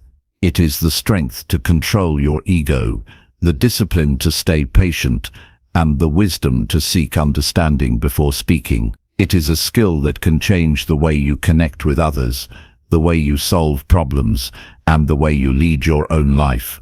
The more you practice it, the more peace, clarity, and respect you will earn. Choose to listen completely, and your answers will always carry the power of true perspective. Chapter 11. Strengthen discipline by finishing one small task every morning. Discipline is not built through big promises or rare bursts of motivation, but through the steady completion of small actions that train your mind and body to stay committed. One of the most powerful ways to strengthen discipline is to start every single morning by finishing one small task with full focus and intention. This practice may sound simple, yet it has the ability to set the tone for your entire day, shape your mindset, and build the foundation of self-control that carries into every challenge you face. When you wake up, your mind is at its most open and impressionable state. What you choose to do first influences the rest of your decisions throughout the day. If you start with delay, excuses, or wasted time, you set yourself up to repeat that pattern. But if you begin with action, no matter how small, you send a message to yourself that you are in control. That single act of finishing one task in the morning becomes a declaration of discipline. And that declaration gives you the strength to follow through with bigger challenges later. The task does not have to be complicated. It could be making your bed neatly, drinking a glass of water, reading a few pages of a meaningful book, or writing down your priorities for the day. The task itself is less important than the act of committing to it and completing it without delay. What matters is that you choose something specific and do it with full presence. Over time, this repeated act conditions your mind to associate mornings with discipline, creating a powerful habit that strengthens your entire day. Finishing one small task each morning also builds momentum. Discipline is not about waiting for motivation, it is about building energy through consistent action. When you complete something early, you feel a sense of accomplishment that naturally motivates you to keep going. This small success fuels bigger successes. The mind and body crave progress, and when you give yourself proof of progress first thing in the morning, you make it easier to continue acting with discipline later.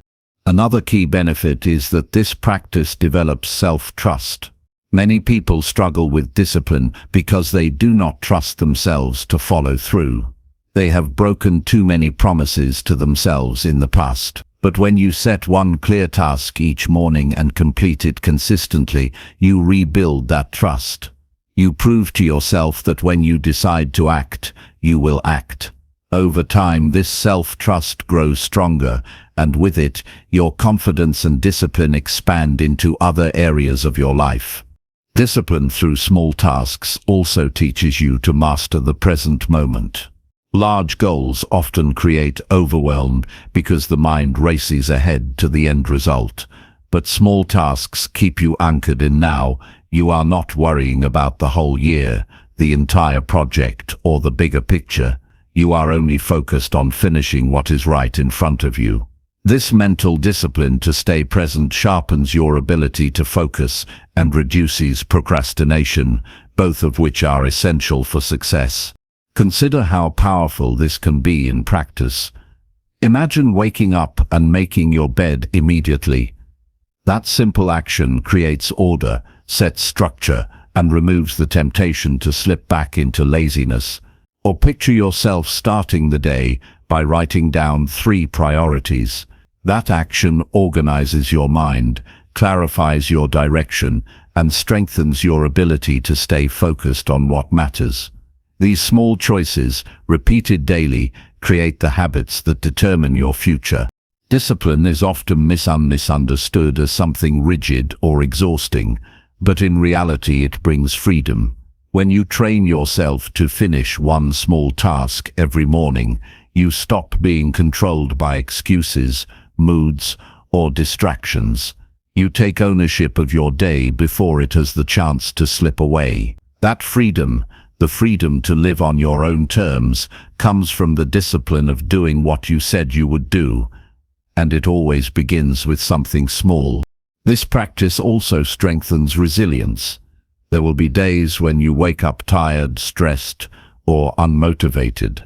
Those are the days when this habit matters most. Finishing a small task in those moments teaches you to act regardless of your emotions. That ability to move forward even when you don't feel like it is the essence of true discipline. Anyone can act when they feel motivated, but disciplined people act no matter what. Over time, the accumulation of these mornings creates transformation.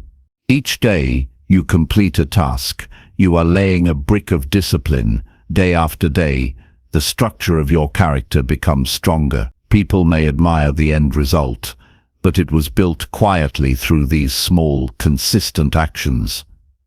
Just as strength is built through daily exercise, discipline is built through daily completion of commitments.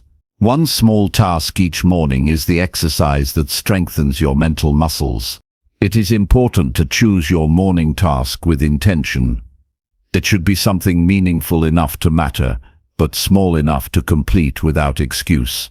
The goal is consistency, not complexity.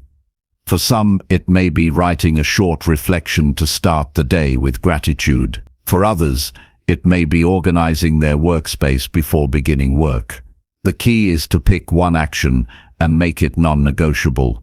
When you succeed with this, you can add more over time, but always begin with one. This daily practice also influences how others see you. People notice when someone carries discipline. They respect those who live with structure and follow through. By finishing a task every morning, you project stability and reliability to the people around you. This strengthens your relationships, your career, and your influence. People trust those who are disciplined because discipline is rare, and rarity commands respect. You will also notice that finishing one task in the morning reduces mental clutter. Many people wake up and immediately feel overwhelmed by all the things they must do. But by completing something right away, you bring order to the chaos. You start with clarity rather than confusion. That clarity carries into your thinking, making you more productive and less anxious throughout the day. There is also a psychological shift that happens. When you finish one task in the morning, you create a success identity. You see yourself as someone who acts, who completes, who follows through. That identity shapes every other decision you make. You begin to act in alignment with this new self-image. You are no longer the person who delays, avoids, or procrastinates. You are the person who finishes. And that shift in identity may be the most powerful result of all. Think of all the great achievements in history. None of them were built overnight. They were built through steady discipline, through people who trained themselves to do what needed to be done even when no one was watching. You may not be building monuments or writing history books, but you are building your own life, and the principle is the same. Your future is being built each morning by the small actions you choose to complete or ignore. So tomorrow morning, before the day takes hold of you, give yourself the gift of discipline. Choose one task and finish it completely.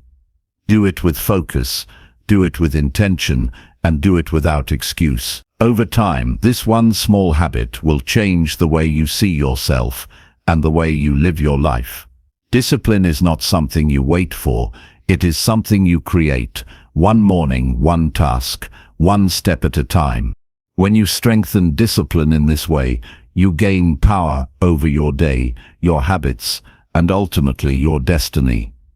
You no longer drift, you direct. You no longer react, you act. And it all begins with the simple yet life-changing choice to finish one small task every morning. Chapter 12. Calm your nerves by focusing only on present actions. The quickest way to calm your nerves is to stop letting your mind wander into the future or get stuck in the past, and instead give your full attention to what you are doing right now. Anxiety grows when thoughts drift toward what could go wrong or what has already gone wrong, but peace comes when you anchor yourself to the present moment and focus only on the action in front of you. The present is manageable, it is concrete, and it is always smaller than the heavy weight of imagined fears. When nerves take over, the body reacts with racing thoughts, shallow breathing, and restless energy. Most people try to fight those feelings with willpower, but the real solution is simpler. It is to direct your attention fully onto a single action, no matter how small, and let that action ground you. It might be taking one slow, deep breath, noticing the way your feet feel against the ground, or bringing your focus to the words someone is saying to you. By concentrating on what is happening right now, you weaken the grip of nervousness and replace it with steadiness. Focusing on present actions also creates clarity. Nerves often come from juggling too many possibilities in your head, imagining outcomes that may never occur. When you return to the present, you no longer have to solve every scenario. You only need to do one thing, the thing in front of you. That shift removes confusion and gives your mind a clear path. Even in moments of pressure, like speaking in public, making a decision, or handling conflict, centering on the current action transforms the experience from overwhelming to manageable. This practice also builds control. Nervousness is the feeling of losing grip over situations, but the present moment is always within reach. You cannot control tomorrow, and you cannot undo yesterday, but you can decide how you sit, breathe, speak, or move in this second. By mastering these small, immediate choices, you reclaim a sense of control that nerves often try to steal from you. That control makes you feel steady, and steadiness naturally calms the mind. There is also a powerful effect on your physical body when you return to the present. Nervousness increases tension in the muscles and speeds up your heartbeat. When you focus on now, like adjusting your posture, slowing your breathing, or paying attention to what your hands are doing, you signal safety to your nervous system. The body then relaxes, the heartbeat steadies, and the mind follows. This cycle works every time because the body responds to what the mind is focused on, and the mind responds to what the body is doing. Training yourself to live in present action also reduces overthinking. Many people spend more time thinking about doing something than actually doing it. This creates unnecessary stress. By shifting into action, even a small one, you stop feeding the loop of worry and replace it with movement. The nervous energy is then released through doing instead of trapped in endless thought. Calming your nerves through present focus also strengthens your ability to perform under pressure. Think of athletes, performers, or leaders in critical moments.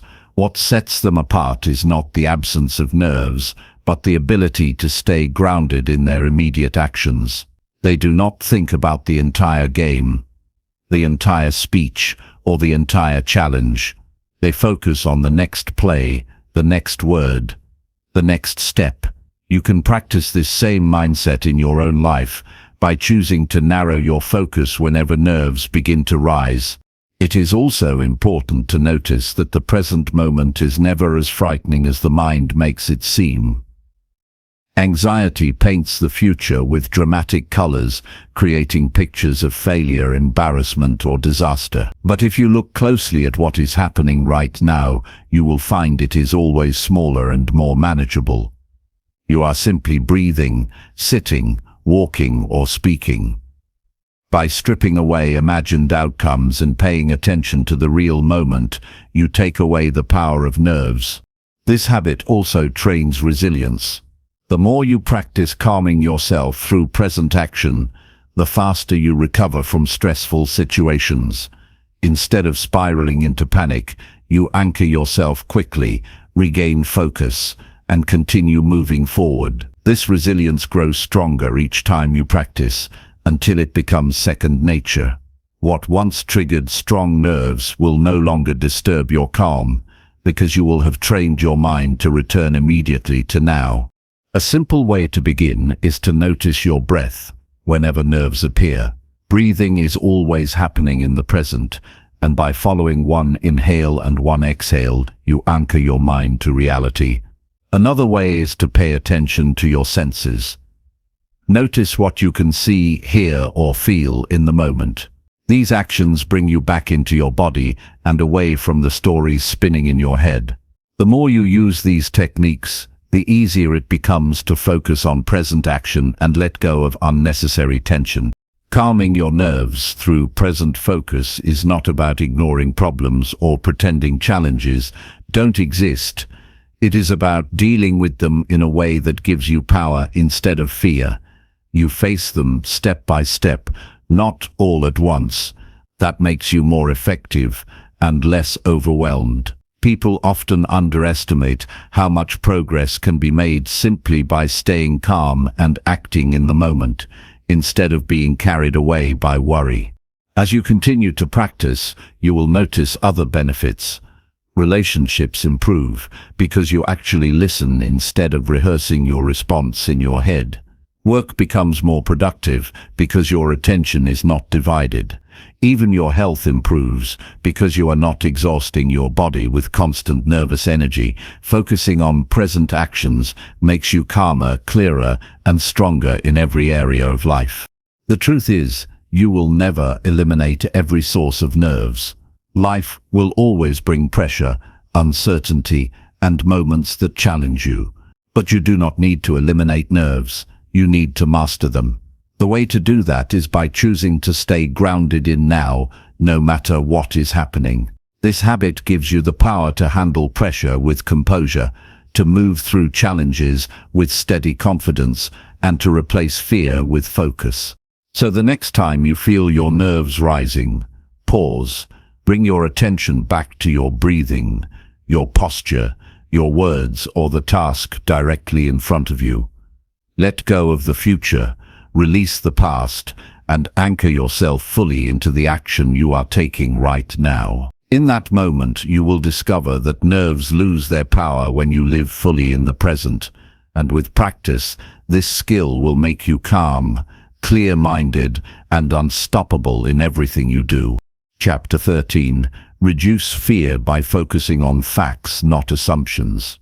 The fastest way to weaken fear is to challenge it with facts, because fear often grows not from reality but from the assumptions we make in our minds. When you feel afraid, your thoughts start painting stories about what could happen, what might go wrong, or how others may react. These stories are built on guesses, not truths. If you want to take control, you must slow down and separate what is proven from what is imagined. By focusing on facts, you pull yourself out of the fog of assumptions and see things as they really are. Fear often feeds on exaggeration. For example, you might tell yourself you will fail a task, but the fact could be that you have completed similar tasks before and succeeded. You may assume people are judging you harshly, but the fact is you have no real evidence of their thoughts. The difference between assumptions and facts is the difference between being trapped in fear and moving forward with courage. Facts are steady, solid, and reliable, while assumptions shift with every worry. That is why training yourself to look at facts gives you strength. One of the most practical ways to do this is to ask direct questions when fear appears. What do I actually know? What is certain right now? What evidence do I have? These questions cut through assumptions and guide you toward reality. Fear may whisper that the future will be terrible, but facts remind you that the future has not happened yet. Fear may suggest that you cannot handle a situation, but facts show you how much you have handled already in your life. Every time you make this shift, your confidence grows and fear shrinks. This practice also helps you make better decisions.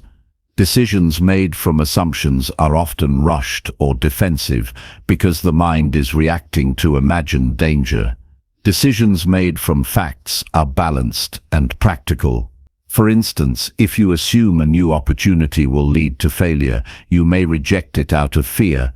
But if you examine the facts, you have the skills, you have support, and you can learn as you go. You see that your fear is not accurate. Facts create clarity, and clarity allows you to move forward even when fear is present. Reducing fear with facts also makes you stronger in relationships. Many conflicts are fueled by assumptions about what others think or feel. You may fear rejection, anger, or disappointment without actually knowing the truth. By focusing on facts, you avoid unnecessary stress. Instead of assuming someone is upset, you ask directly. Instead of imagining negative outcomes, you check what has actually been said or done. This approach prevents fear from damaging connections and builds trust through honesty. It is also important to recognize that fear based on assumptions drains energy. Your mind works overtime, imagining endless scenarios, most of which never happen. That energy could be used for problem solving, creativity, or progress, but it is wasted on illusions. By shifting back to facts, you free up that energy. You stop feeding fear with imagination and instead use your strength to take meaningful action. This habit not only calms your mind, but also makes you more effective in daily life. Facts also help you face challenges with resilience. When you are afraid, you may feel the challenge is too big or too dangerous. But if you break it down into facts, you see that you can handle one step at a time. The fact might be that you only need to take one action today, not solve the whole problem immediately. The fact might be that support is available if you ask. By grounding yourself in these truths, you transform fear into focus. Another powerful aspect of focusing on facts is that it builds trust in yourself. Fear often makes you doubt your abilities. Assumptions tell you that you are not strong enough or smart enough. But the facts of your life tell a different story. You have survived, you have learned, you have overcome before. When you remember those truths, your confidence grows. You begin to trust that you can handle whatever comes, not because you assume it will be easy, but because the evidence of your past shows that you are capable. This practice also creates peace of mind. Fear thrives in uncertainty, but facts bring stability. When you commit to living by what is true rather than what is imagined, you stop being pulled in every direction by worry. You know where you stand. You know what is real. That stability brings calm even in difficult situations. People around you may panic, but you remain steady because you rely on facts, not fears. The discipline of focusing on facts can be practiced every day in small ways. If you are nervous about a meeting, write down what you know for sure: the time, the place, the purpose. If you are worried about health, look at the actual test results or advice from professionals instead of reading endless assumptions online. If you feel uneasy about a choice, list what you truly know about each option instead of letting your imagination take over. Each time you do this, you strengthen the habit of living in truth rather than fear. Over time, this habit changes the way you see life. Instead of letting fear control you, you develop the ability to challenge it and cut it down to size. You realize that most of what you feared never had a solid foundation. This realization frees you to take more chances, try new things, and live with greater courage. You no longer let assumptions hold you back. Instead, you let facts guide your actions, and facts always point toward strength. It is also important to remember that facts are not always perfect or complete, but they are always stronger than assumptions. Sometimes the fact is simply that you do not know yet, and even that is better than inventing false stories. Accepting uncertainty as a fact is far more calming than pretending you know the worst will happen. This acceptance helps you stay patient and open-minded rather than fearful. Fear loses its power when you refuse to give it fuel. Every time you choose facts over assumptions, you starve fear and strengthen yourself. The more you do this, the less fear controls you, and the more freedom you gain to live boldly. Courage is not the absence of fear, but the choice to act based on truth instead of illusion. So the next time fear tries to overwhelm you, pause and ask yourself what is real. Write it down if you need to. Look closely at the facts in front of you. Refuse to accept assumptions as truth. When you do this, you will notice fear shrinking and clarity growing. And with clarity, you gain power, the power to act with confidence, the power to move forward despite uncertainty, and the power to live without being held back by fear. Chapter 14. Build resilience by learning one new lesson from setbacks. Every setback you face carries within it a hidden lesson that can make you stronger if you are willing to look for it. Life does not give anyone a straight road without obstacles, and those who learn to rise after every fall are the ones who build true resilience. Resilience is not about avoiding challenges or pretending pain does not exist. It is about meeting difficulties with a mindset that asks, what can I learn from this? Every mistake, every disappointment, every failure can either weigh you down or teach you something new that adds to your wisdom and strength. When something does not go the way you hoped, it is easy to get stuck in frustration. Many people repeat the same thought, asking why this happened to them, blaming others, or giving up altogether. But if you shift your focus from the loss to the lesson, you begin to turn setbacks into stepping stones. For example, if you lost an opportunity because you were unprepared, the lesson may be to prepare earlier next time. If a relationship ended because of miscommunication, the lesson may be to listen better and speak more clearly in the future. By finding even one lesson in each setback, you turn pain into progress. This way of thinking requires discipline, because in the moment setbacks often feel heavy and discouraging, but resilience is built through choice, not chance. The choice is whether you allow setbacks to define you or to refine you. The strongest people are not the ones who never fall, but the ones who learn something valuable each time they do. Each setback becomes a teacher, and the more lessons you gather, the stronger and wiser you become. Learning from setbacks also prevents repeated mistakes. If you face a challenge, ignore the lesson, and keep moving the same way as before, you will likely face the same problem again. But if you stop, reflect, and extract one clear lesson, you reduce the chance of repeating it. This habit saves time, protects your energy, and speeds up your personal growth. Life will keep testing you until you learn, but once you do, you move on with greater strength. Another benefit of finding lessons in setbacks is that it builds humility and self-awareness. When you acknowledge mistakes without shame, you begin to see yourself more clearly. You understand your limits, but you also see your ability to grow. Each setback shows you where to adjust, where to improve, and where to let go of harmful habits. Over time, you stop seeing setbacks as proof of weakness and start seeing them as training for resilience. Resilience also grows when you accept that setbacks are part of every journey, not signs that you are failing. No great achievement comes without setbacks along the way.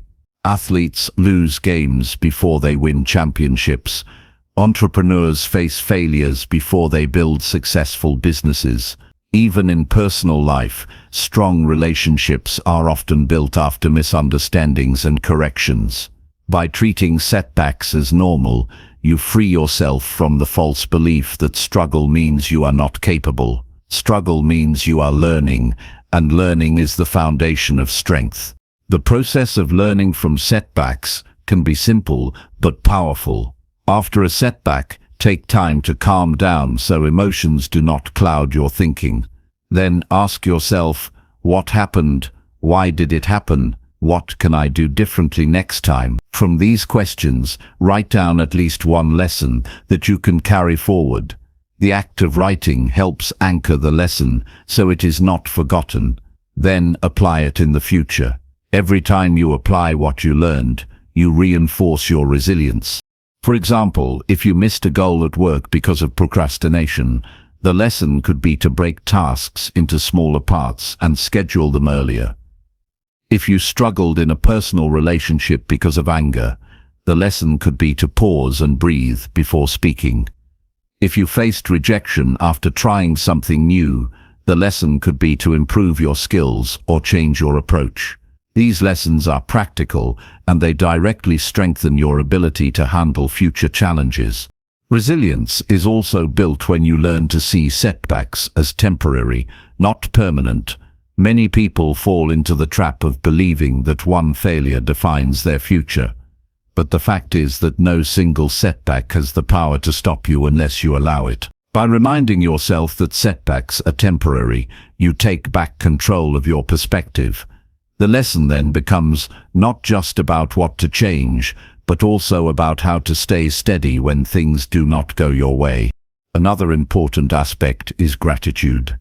It may seem strange to feel grateful for setbacks, but when you look closely, many of your most important lessons come from difficult experiences. Gratitude helps soften the pain and makes it easier to find meaning. When you can say, "This was hard, but it taught me something I needed," you transform negativity into strength. Over time, this gratitude builds a deep resilience that carries you through even the toughest times. Building resilience through lessons also impacts those around you. People notice how you handle setbacks. If you complain and give up, others may lose confidence in you. But if you stay calm, find the lesson, and move forward, you inspire them. Your resilience becomes a source of encouragement, showing others that setbacks are not the end, but opportunities to grow. In this way, Your personal lessons extend beyond you and strengthen the people in your circle. It is also valuable to remember that not every lesson will be obvious right away. Some setbacks take time to understand. In those moments, patience is part of resilience. Trust that the meaning will become clear as you continue moving forward. Keep an open mind, and when the lesson reveals itself, hold on to it. Resilience is not about having all the answers instantly. It is about staying committed to growth no matter how long it takes. When you adopt this mindset, setbacks no longer feel like dead ends. They become checkpoints in your journey, reminding you to slow down, reflect, and gather wisdom before moving forward. Each one strengthens you for the next challenge. Each one builds your character. Each one proves that you are capable of more than you thought. Over time, these lessons accumulate and create a foundation of resilience that nothing can shake. You become the kind of person who can face disappointment without losing hope, who can meet failure without losing determination, and who can handle difficulty without breaking down. That strength comes not from avoiding setbacks, but from learning from every single one. So the next time life pushes you back, do not waste time in regret or self-pity. Ask yourself, what new lesson is waiting for you? Write it down, remember it, and apply it. With each lesson, you rise higher, grow stronger, and move forward with greater confidence. Resilience is built one lesson at a time, and every setback is an invitation to become stronger than you were yesterday. Chapter 15. Think clearly by practicing daily silence for 10 minutes. The most powerful way to sharpen your mind is to give it space by embracing 10 minutes of complete silence every single day. In our fast-paced world, thoughts, notifications, and noise constantly bombard your attention, leaving your mind scattered and overwhelmed. Clarity cannot emerge in chaos, but it thrives in quiet. By setting aside even a short period of stillness, you allow your thoughts to settle, your priorities to surface, and your decision-making to become sharper and more precise. Silence is not emptiness. It is a training ground where your mind learns to focus, organize, and see reality clearly. Practicing daily silence is not about escaping responsibilities or avoiding the world. It is about creating a mental pause that allows you to process information, notice patterns, and understand your true feelings without distraction. When you sit in stillness, your mind begins to separate what matters from what is noise. You begin to see the difference between fleeting thoughts, reactive impulses, and deeply rooted priorities. That separation builds clarity and strengthens your ability to think clearly under pressure. During silence, you also develop awareness of your internal dialogue. Most people are unaware of the constant chatter in their minds, and that chatter often clouds judgment. By dedicating 10 minutes to silence, you start noticing recurring thoughts, assumptions, and biases. Recognizing these patterns allows you to control them instead of letting them control you. You become the observer of your mind, which is the first step toward mastery of clear thinking. This daily habit also strengthens focus. When your mind is trained to sit quietly, it can later concentrate more effectively on tasks and decisions. It is like giving your brain a reset button. After 10 minutes of calm observation, you return to your work, conversations, or decisions with a mind that is more centered, more deliberate, and less likely to be pulled in conflicting directions. This practice reduces impulsive reactions and increases deliberate, thoughtful responses to challenges. Silence also fosters emotional regulation, which is directly connected to clarity. When your mind is constantly noisy, emotions can feel magnified and confusing. Taking time to be silent allows you to observe your feelings without immediately reacting to them. You notice tension, worry, or frustration, but you do not have to act on them. This observation strengthens emotional intelligence and allows you to respond to situations with clarity rather than fear or impatience. In practical terms, starting this habit can be simple. Find a quiet space where interruptions are minimal. Sit comfortably and close your eyes or soften your gaze. Focus on your breathing, the sensations in your body, or simply the absence of sound. Whenever your mind wanders, gently bring it back to the present moment. The goal is not to stop thinking eternally, but to let your mind organize itself naturally. Over time, this practice creates a foundation of clear thinking that becomes available even during noisy, chaotic moments. The benefits extend to problem solving. When you regularly practice silence, your brain learns to approach challenges without distraction. Complex problems become easier to untangle because your mind has been trained to focus on essentials. You start noticing patterns, potential solutions, and overlooked details that were hidden when your thoughts were scattered. The clarity gained from silence becomes a tool for making better decisions, avoiding unnecessary mistakes, and finding solutions faster. Silence also nurtures creativity. In moments of stillness, ideas emerge naturally without force. Many breakthroughs occur not when people are overthinking or rushing, but when they give their mind space to breathe. 10 minutes of quiet may seem short, but repeated daily, it strengthens your ability to access insights and solutions that are unavailable in constant noise. Creativity and clarity go hand in hand because both require mental space to flourish. Another key advantage of daily silence is self-reflection. In the calm, you can examine your goals, values, and choices with honesty. You can ask yourself critical questions like, what matters most today?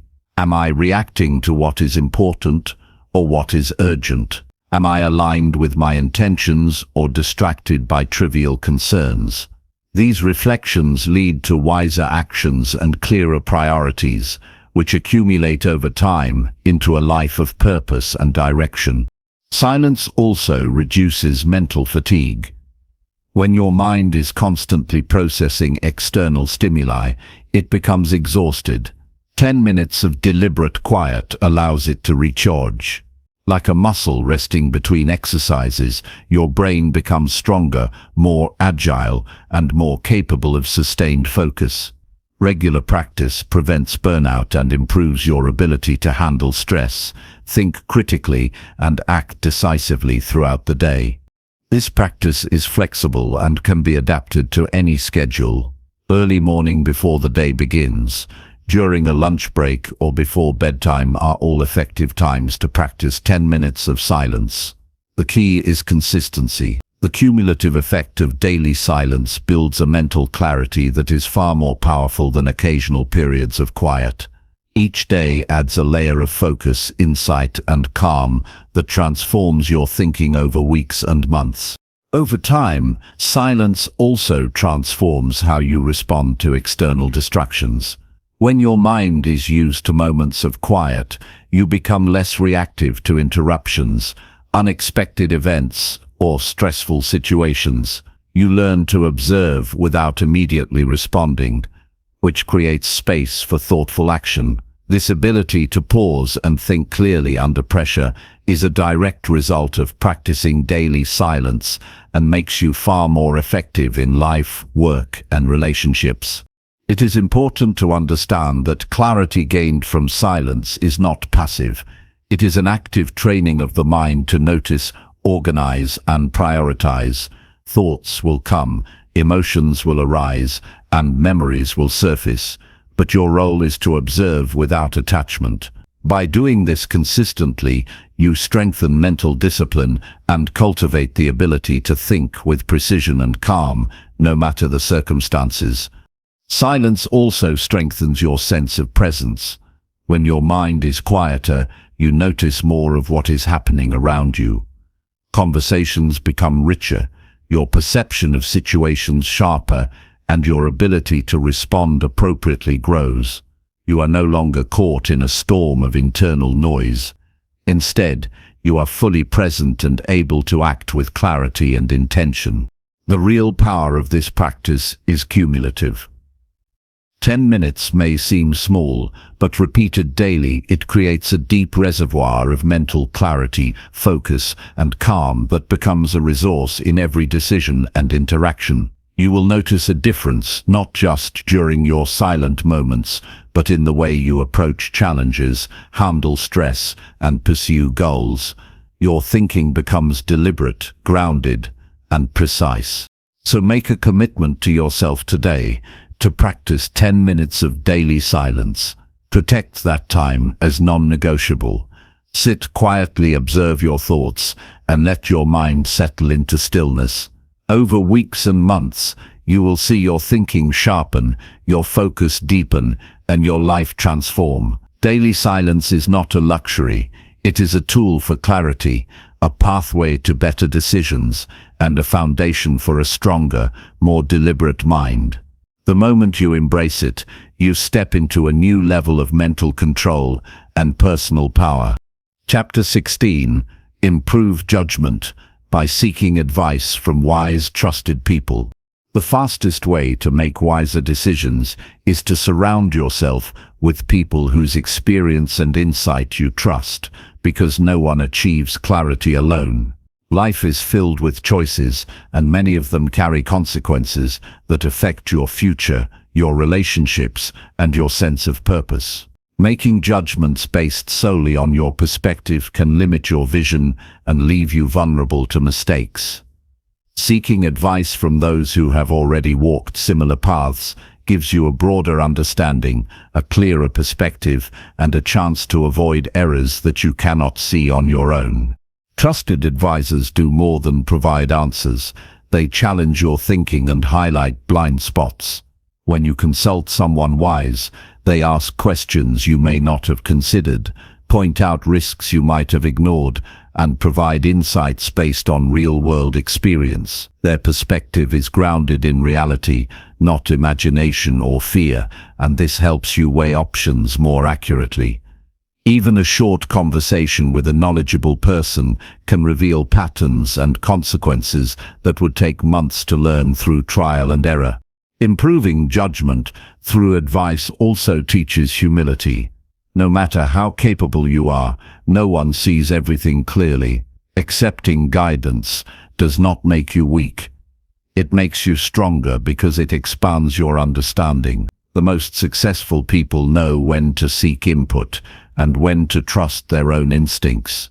They combine their personal insight with the wisdom of others to create well-rounded, reliable decisions.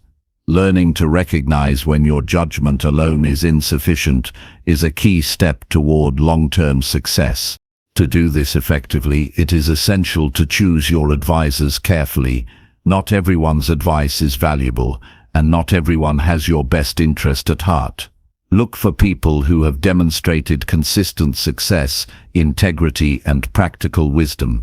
They should be willing to speak honestly, challenge you respectfully, and provide perspectives you might not naturally consider.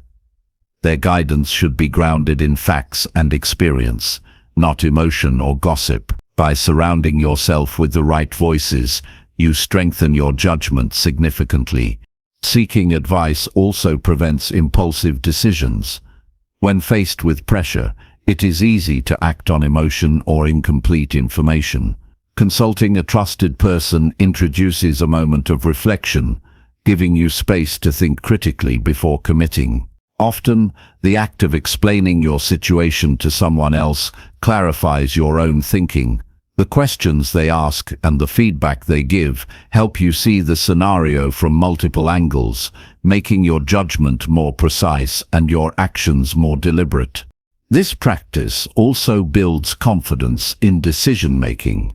Knowing that you have considered insights from experienced individuals reduces doubt and hesitation. When you act with knowledge, not uncertainty. This does not eliminate risk, but it ensures that your choices are informed, deliberate, and thoughtful. Confidence grows because you understand the reasoning behind your actions and have accounted for potential pitfalls. Effective judgment also depends on listening more than talking. When you seek advice, focus on truly understanding the perspective of the other person. Avoid preparing your response while they speak or dismissing points that challenge your assumptions. Active listening allows you to absorb the nuances, see the full context, and identify lessons that may not be obvious. The better you listen, the clearer your judgment becomes, because it is based on the full picture rather than a partial view. Another benefit of consulting wise people is learning from their mistakes. Everyone makes errors, but those with experience have often learned valuable lessons from their setbacks. By understanding their past challenges and how they overcame them, you gain insight without enduring the same struggles yourself. Their stories provide a roadmap, showing both what works and what should be avoided. Learning indirectly in this way accelerates growth and strengthens your ability to make sound judgments. It is important to balance advice with your own reasoning. Seeking counsel is not about blindly following someone else's opinion. Your judgment improves when you integrate external insights with your own analysis. You weigh perspectives, consider evidence, and reflect on your priorities. The combination of external wisdom and personal reflection produces decisions that are more balanced, thoughtful, and resilient. Additionally, seeking advice fosters accountability. When you involve others in your decision-making process, you are more likely to follow through on the actions you commit to. Sharing your intentions with trusted people increases motivation and ensures that your choices are grounded in responsibility. Accountability strengthens the quality of your decisions and the consistency of your actions. Regularly consulting trusted advisors also develops long-term relationships built on respect and mutual growth.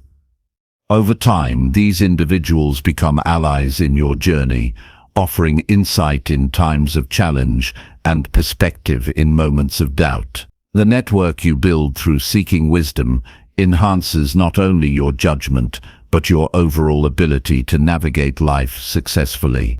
This practice also reinforces the habit of reflection. By pausing to seek advice, you create a routine of stepping back, analyzing options, and considering outcomes.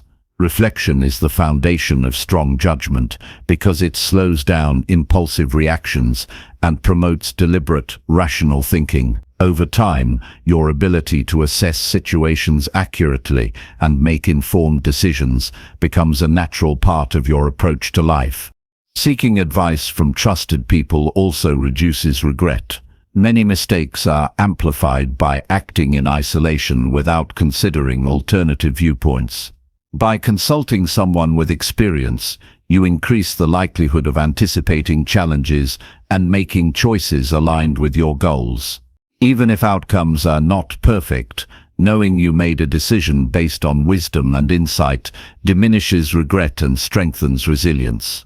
Finally, improving judgment through guidance is an ongoing process. Life constantly presents new situations, and no single piece of advice is enough for every challenge. Cultivating the habit of seeking counsel ensures that you are continually learning, adapting, and refining your ability to make strong, informed decisions. Over time, this approach transforms judgment into a reliable skill, making you capable of facing uncertainty with confidence, clarity, and wisdom. When you commit to seeking advice from wise, trusted people, you are not just improving one decision, you are building a lifetime habit that strengthens your thinking, enhances your judgment, and empowers you to act with precision and confidence in every area of life. This habit makes you stronger, smarter, and far more capable of achieving meaningful results. Chapter 17. Stay composed by using short mental affirmations under pressure. The most powerful way to remain steady in any situation is to anchor yourself with short mental affirmations that reinforce calmness and control, because pressure only dominates a mind that allows it. Life constantly presents moments of tension, unexpected challenges, and high-stakes decisions that can trigger stress, anxiety, or impulsive reactions.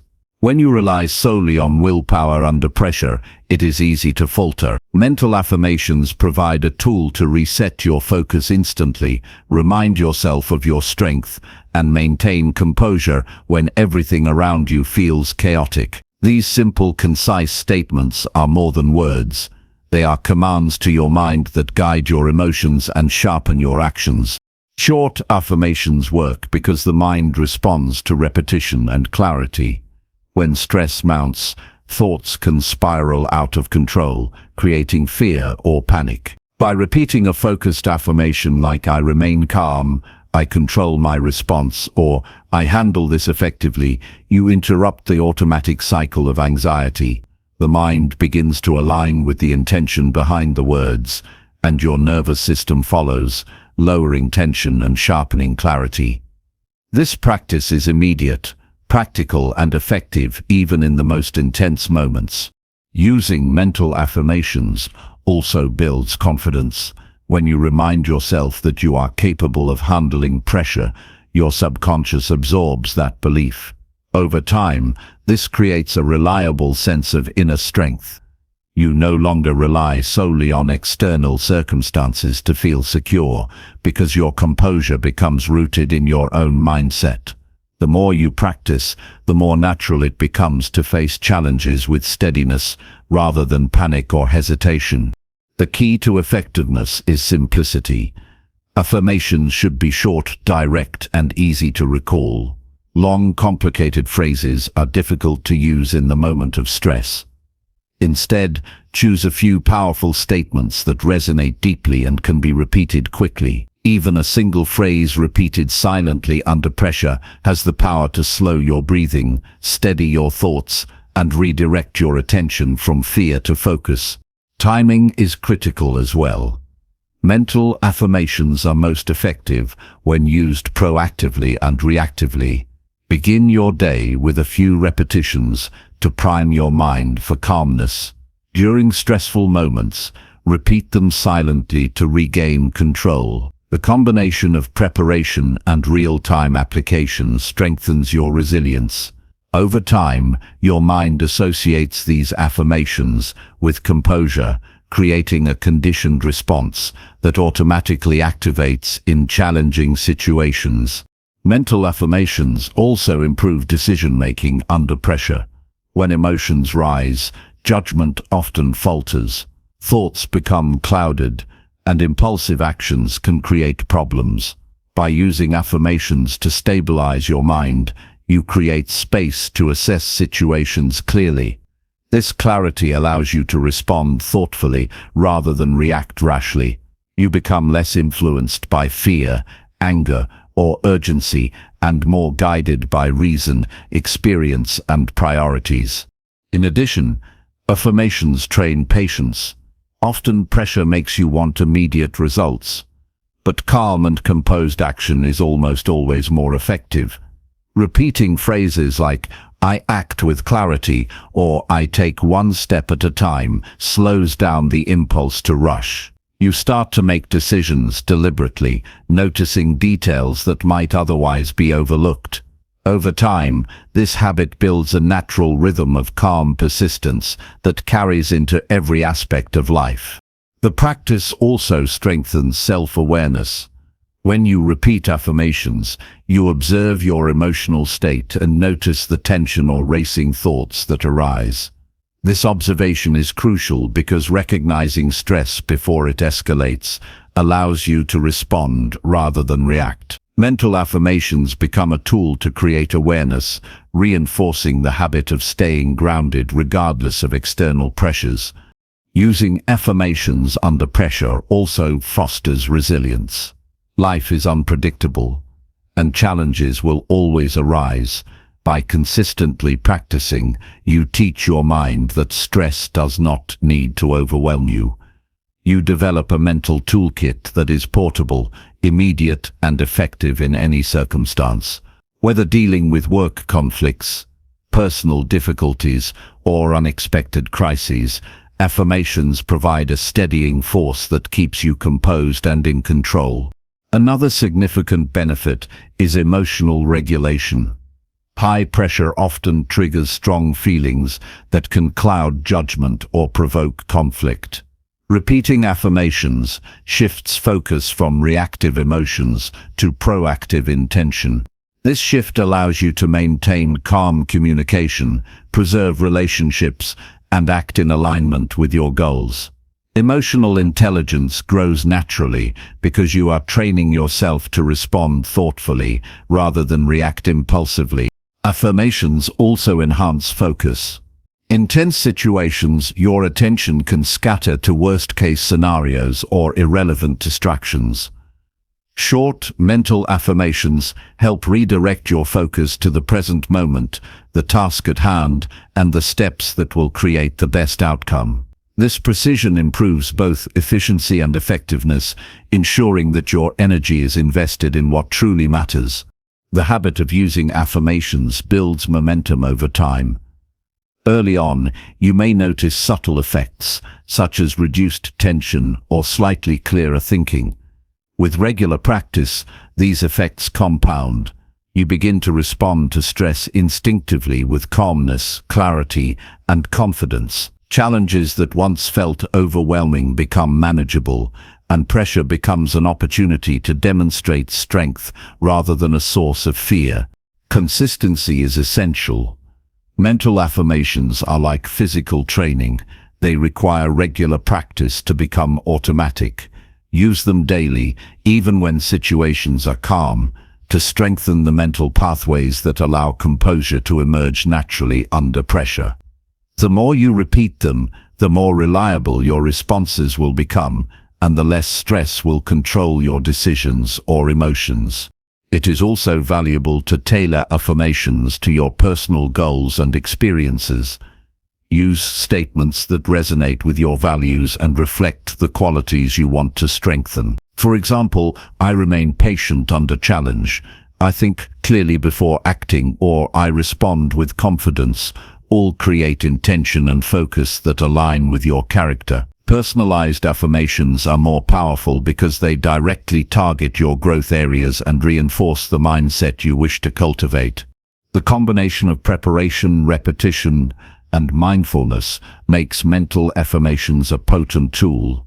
By pausing briefly to repeat a phrase, you regain control over thoughts, calm the nervous system, and act with intention. You develop the ability to maintain equilibrium, focus sharply, and make decisions wisely even when circumstances are difficult. This is a skill that carries into every part of life, transforming how you handle pressure, adversity, and opportunity. Ultimately, short mental affirmations under pressure are more than a coping mechanism. They are a pathway to mastery over your mind and emotions. They provide instant grounding, long-term mental strength, and the ability to respond effectively in any situation. By committing to this practice, you create a reliable inner resource that ensures composure, clarity, and confidence become your natural response rather than a rare occurrence. This habit empowers you to face challenges with calm determination and make decisions from a place of strength rather than stress. Chapter 18. Boost awareness. By noticing body language during every conversation. The most powerful way to understand people and communicate effectively is to pay attention to body language during every conversation, because words alone rarely tell the full story. Every gesture, facial expression, posture, and movement conveys information about thoughts, feelings, and intentions that may not be spoken aloud. By noticing these signals, you gain insight into what others truly mean, how they feel, and how best to respond, which strengthens relationships and sharpens your decision-making. Awareness of body language turns ordinary conversations into opportunities for understanding and influence, because it reveals the unspoken truths that words often conceal.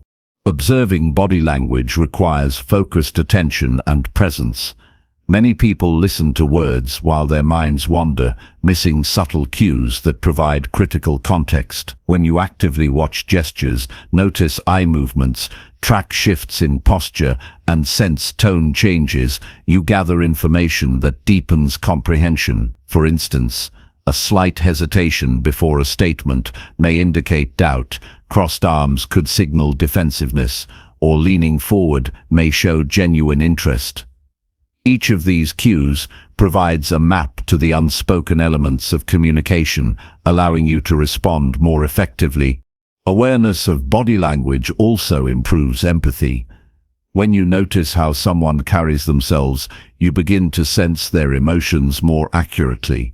This is essential for meaningful connections because people often struggle to articulate feelings clearly. Observing non-verbal signals helps you align your responses with their emotional state. You learn when to speak, when to listen, and when to give space. This awareness fosters trust and shows others that you are present and attentive, which strengthens both personal and professional relationships. The practice of noticing body language enhances critical thinking during conversations. While words provide information, gestures and expressions offer context and nuance.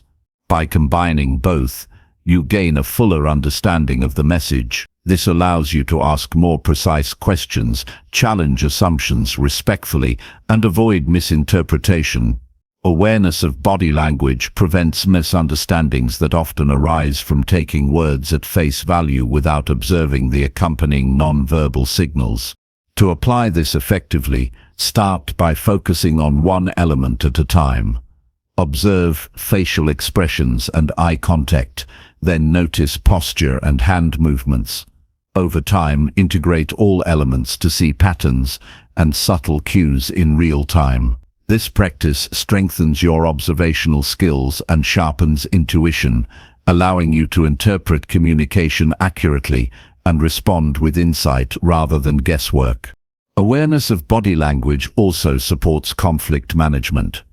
In tense situations, words can escalate emotions, but nonverbal signals often reveal hidden concerns or intentions. By reading these signals, you can adjust your tone, phrasing, and approach to de-escalate tension. A calm voice, paired with an understanding response to a defensive posture, can prevent arguments and foster cooperation. Being attuned to body language helps you navigate difficult conversations with precision and confidence. This skill also enhances persuasion and influence. People respond to those who notice and respect their unspoken signals. By aligning your communication with cues you observe, you gain credibility and trust. For example, if someone's posture indicates openness, you can engage directly and assertively. If they appear hesitant, you can approach more gently, giving reassurance or context. Adjusting your approach based on body language improves effectiveness in negotiations, leadership, and collaboration. Awareness of body language is closely tied to self-awareness. As you observe others, you also notice your own nonverbal signals. Posture, facial expressions, and gestures communicate your confidence, attentiveness, and emotional state. By becoming conscious of these, you can intentionally project composure and clarity. People respond to your presence as much as to your words, and mastering your own body language strengthens the impact of every interaction. Regular practice develops mental sharpness. The more you focus on body language, the quicker you recognize subtle shifts in real time. A small change in a person's expression or gesture can reveal hesitation, agreement, or discomfort, giving you the opportunity to respond strategically. This heightened awareness improves situational understanding, decision-making, and communication efficiency. Over time, reading nonverbal cues becomes almost instinctive, enhancing both personal and professional effectiveness. Awareness of body language also builds emotional intelligence. Understanding the signals behind gestures allows you to respond appropriately to emotions without overreacting or misinterpreting intentions. You learn to recognize stress, enthusiasm, discomfort, or curiosity in others, which guides your reactions and interactions. Emotional intelligence is essential for leadership, teamwork, and maintaining harmonious relationships, and observing nonverbal cues is a fundamental component of developing it. In practical application, focus on observing patterns rather than isolated gestures. One single movement may be misleading, but consistent signals over a conversation reveal genuine feelings and intentions. For example, repeated avoidance of eye contact, combined with defensive posture, indicates reluctance or disagreement even if the words suggest agreement. Recognizing these patterns allows you to navigate situations with more precision and awareness, adjusting your approach for better outcomes. Body language observation also fosters patience and listening skills. When you slow down to notice gestures, you naturally give others space to communicate fully. You are less likely to interrupt or make assumptions, and more likely to respond thoughtfully. This patience strengthens relationships and creates an environment of respect and understanding, where meaningful dialogue can occur. This practice further enhances confidence in communication. When you understand both the spoken and unspoken elements of conversation, you feel equipped to respond accurately and effectively. You are less dependent on guesswork or assumptions because you have a richer understanding of the situation. Confidence grows naturally when decisions and responses are informed by both words and body language, reducing anxiety and increasing credibility. Noticing body language also allows for proactive adjustment. You can detect discomfort, confusion, or disengagement early and respond before issues escalate. Small adjustments in tone, posture, or phrasing can redirect a conversation toward clarity and cooperation.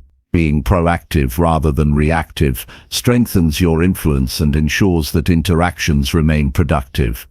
The cumulative effect of consistently observing body language is profound. You become attuned to subtle dynamics, understand intentions more clearly, and respond with wisdom rather than reaction. Conversations that once felt unpredictable become manageable and strategic. Your relationships improve, your influence grows, and your ability to make decisions based on accurate understanding is enhanced. Ultimately, noticing body language during every conversation is not merely a skill, but a habit that transforms how you perceive, interpret, and interact with the world. It turns ordinary interactions into opportunities for insight, understanding, and effective action. By committing to this practice, you strengthen awareness, emotional intelligence, and communication mastery, ensuring that your judgments, decisions, and relationships are informed, precise, and impactful. Chapter 19. Create balance by setting daily limits for stressful thoughts. The most effective way to maintain clarity and peace in life is to set daily limits for stressful thoughts, because uncontrolled worry drains energy and clouds judgment.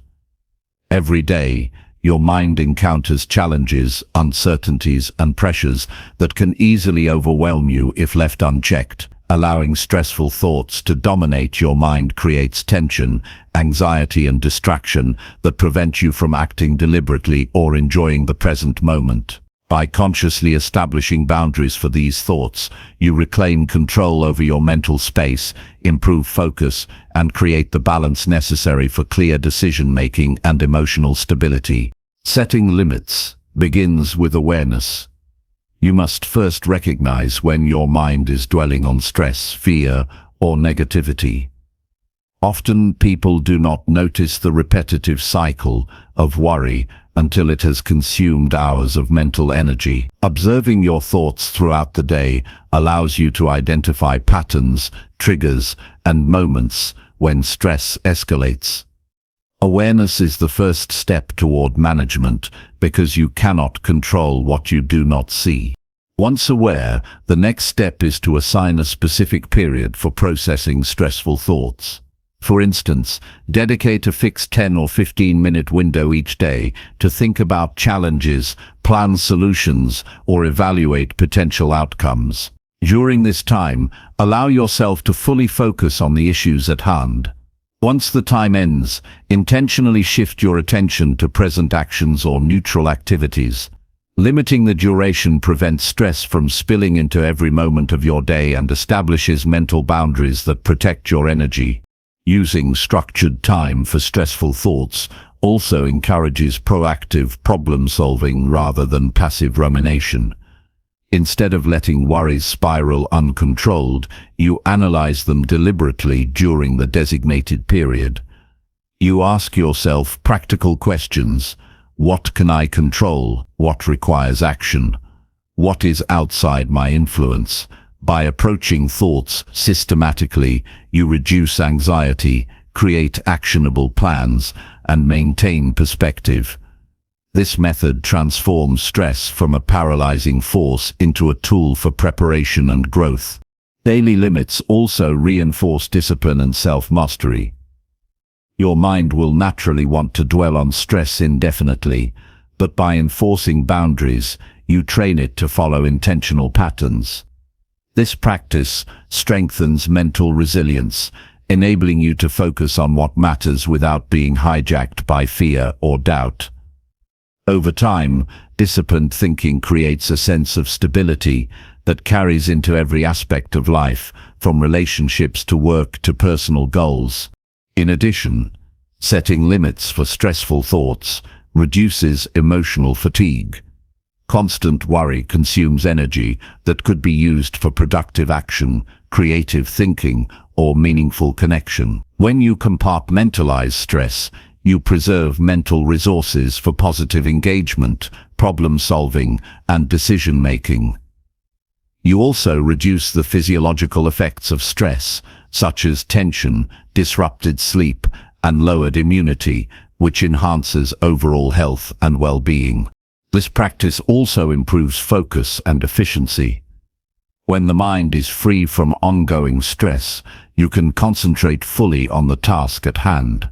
By setting aside specific periods for difficult thoughts, you prevent distractions from undermining productivity. Tasks are completed more efficiently, decisions are made with greater clarity, and your ability to respond effectively in any situation strengthens. Focus becomes sharper because mental clutter is minimized. An effective way to implement this habit is through conscious transitions. When your designated stress period ends, use a physical or mental cue to signal the shift. Stand up and stretch. Take a few deep breaths or recite a short affirmation, such as "I release worry and act with clarity." These cues train your mind to recognize that it is time to move from analysis to action, reinforcing boundaries and encouraging composure. Setting limits also enhances emotional control. Stressful thoughts often trigger reactive emotions such as anger, fear, or frustration. By confining these thoughts to a defined period, you reduce the likelihood that emotions will dominate your behavior throughout the day. This control allows you to interact with others thoughtfully, respond to challenges calmly, and maintain relationships without being influenced by heightened anxiety or tension. Another benefit is perspective. When you allocate a specific time to consider stress, you create space to assess problems logically. You see situations more objectively, distinguish between real threats and imagined fears, and focus on actionable solutions. This perspective prevents minor setbacks from feeling overwhelming and helps you maintain balance even in challenging circumstances. This habit also fosters mindfulness. After your designated stress period, redirect your attention to the present moment. Notice sensations, tasks, or interactions around you without judgment or anxiety. Mindful engagement strengthens your ability to stay grounded, enhances enjoyment of daily life, and builds resilience against intrusive negative thoughts. Mindfulness complements the practice of limiting stress because it anchors you in reality rather than worry. Setting daily limits encourages consistency and long-term mental health. The mind often defaults to rumination unless boundaries are enforced. By practicing regularly, you train your mental patterns to respect these limits automatically. Over time, this creates a habit of conscious thought management, which reduces chronic anxiety and builds lasting mental balance. The practice also supports proactive planning. Stress often arises from uncertainty or unpreparedness. During your allocated stress period, you can create plans, anticipate challenges, and prepare for potential outcomes. This structured approach converts worry into productive action and reduces the feeling of being overwhelmed. Planning within controlled limits allows you to act decisively while keeping mental clarity intact. Daily limits for stressful thoughts also improve sleep and recovery. Unchecked anxiety frequently extends into nighttime, disrupting rest. By consciously allocating a period to process stress during the day, you train your mind to release worry before bedtime. Better sleep enhances cognitive function, emotional stability, and overall performance, reinforcing the balance you are cultivating. Finally, this practice strengthens self-compassion. Limiting stressful thoughts is an acknowledgement that your mind deserves care and protection. You recognize that dwelling excessively on challenges is counterproductive and take intentional steps to maintain mental health. This act of self-respect enhances confidence, resilience, and the ability to navigate life's difficulties with grace. By creating balance through daily limits for stressful thoughts, you establish control over your mind, preserve energy, and foster mental clarity. You learn to process challenges intentionally without being consumed by them, strengthen focus and decision-making, and maintain emotional stability even in high-pressure situations.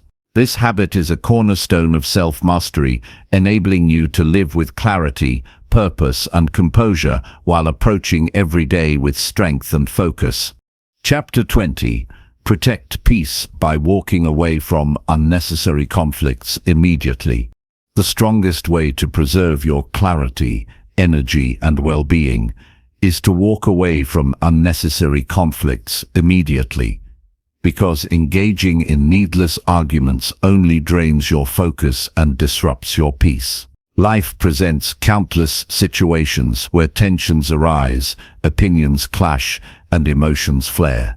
Not every disagreement deserves your time, attention, or reaction. By choosing to step back rather than escalate, you protect your mental space, maintain control over your emotions, and ensure that your energy is directed toward meaningful actions rather than futile disputes. Walking away is not a sign of weakness. It is an assertion of strength and self-respect. Conflicts often escalate because people allow emotions to dominate reasoning. When anger or frustration takes control, decisions become reactive rather than deliberate. By removing yourself from the situation early, you prevent impulsive responses that can damage relationships, reputation, or your own sense of calm. This approach allows you to respond when clarity returns, instead of reacting in the heat of the moment. Stepping away creates space to evaluate the situation logically and decide whether engagement is necessary or productive. Walking away also protects long-term relationships. Many conflicts start over minor issues that are amplified by pride or stubbornness. Engaging in every argument can erode trust and create unnecessary tension. By choosing not to participate in trivial disputes, you demonstrate emotional maturity and self-control. Others may initially interpret it as avoidance, but over time they recognize that you value peace and reason over winning arguments or asserting dominance. This earns respect and encourages healthier communication patterns. The practice of disengaging also strengthens focus and efficiency. Conflict consumes mental and emotional energy that could otherwise be spent on productive tasks or personal growth. By consciously deciding not to invest in unnecessary disputes, you redirect your attention toward actions that advance your goals. This not only preserves energy but also enhances performance, clarity and satisfaction in your daily life. Walking away becomes a tool to maintain momentum rather than allowing setbacks to derail your progress. To implement this effectively, it is essential to recognize which conflicts are unnecessary. Not every disagreement requires resolution, and not every opinion demands validation. Ask yourself, is this discussion meaningful? Will it create constructive outcomes? Does it align with my values and priorities? If the answer is no, it is a clear signal to step away. Identifying conflicts that do not serve your well-being ensures that your focus remains on matters of genuine importance. Walking away also reduces stress and emotional volatility. Engaging in disputes triggers the body's stress response, raising heart rate, tension and anxiety. By removing yourself from unnecessary confrontations, you lower the physiological impact of stress, maintaining a calmer, more balanced state. Over time, this habit strengthens resilience, allowing you to handle genuine challenges with steadiness rather than being depleted by avoidable conflicts. This practice encourages self-discipline and emotional control. It requires the ability to resist the impulse to react defensively, argue or defend ego. Walking away demands conscious choice, patience, and awareness of consequences. By cultivating this habit, you develop the capacity to prioritize peace over pride, wisdom over impulse, and long-term stability over momentary satisfaction. The skill of disengaging strategically becomes a cornerstone of personal strength. Walking away does not mean ignoring problems entirely. It is a strategy for timing and perspective. Sometimes, stepping back allows tempers to cool and emotions to settle, creating the opportunity for more rational and constructive dialogue later. By removing yourself initially, you give yourself and others space to reflect, reducing the likelihood of escalation and creating conditions where resolution can occur more effectively. Another benefit is the preservation of mental clarity. Conflicts often obscure judgment, making it difficult to think objectively or make rational decisions. By disengaging, you prevent external tensions from clouding your mind. This clarity allows you to assess situations calmly, consider options, and respond thoughtfully if and when engagement becomes necessary. Protecting your mental space ensures that your decisions are guided by reason rather than reactive emotion. Walking away also cultivates emotional intelligence. Recognizing when to step back requires self-awareness, empathy, and the ability to read social cues accurately. You learn to understand not only your own triggers, but also the underlying dynamics of conflicts.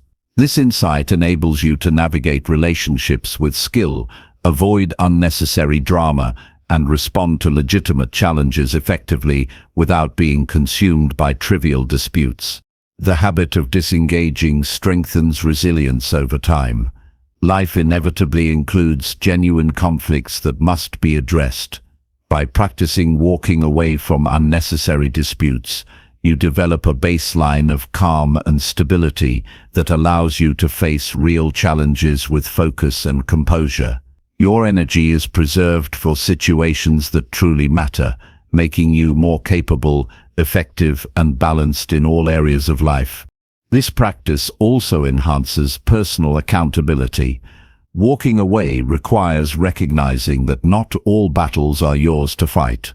It encourages you to take responsibility for your own peace and actions rather than reacting to external provocations. By prioritizing inner calm, you assert control over your responses and protect your own well-being, demonstrating maturity and intentional living. Walking away can also inspire respect in others. People notice when someone remains composed rather than reacting impulsively to provocation. Your restraint demonstrates confidence, emotional strength, and focus on higher priorities. Others may be drawn to your stability, seeking guidance or cooperation, and you become a model for measured, intentional behavior in tense situations. Implementing this strategy involves practical steps. Mentally remind yourself of your priorities.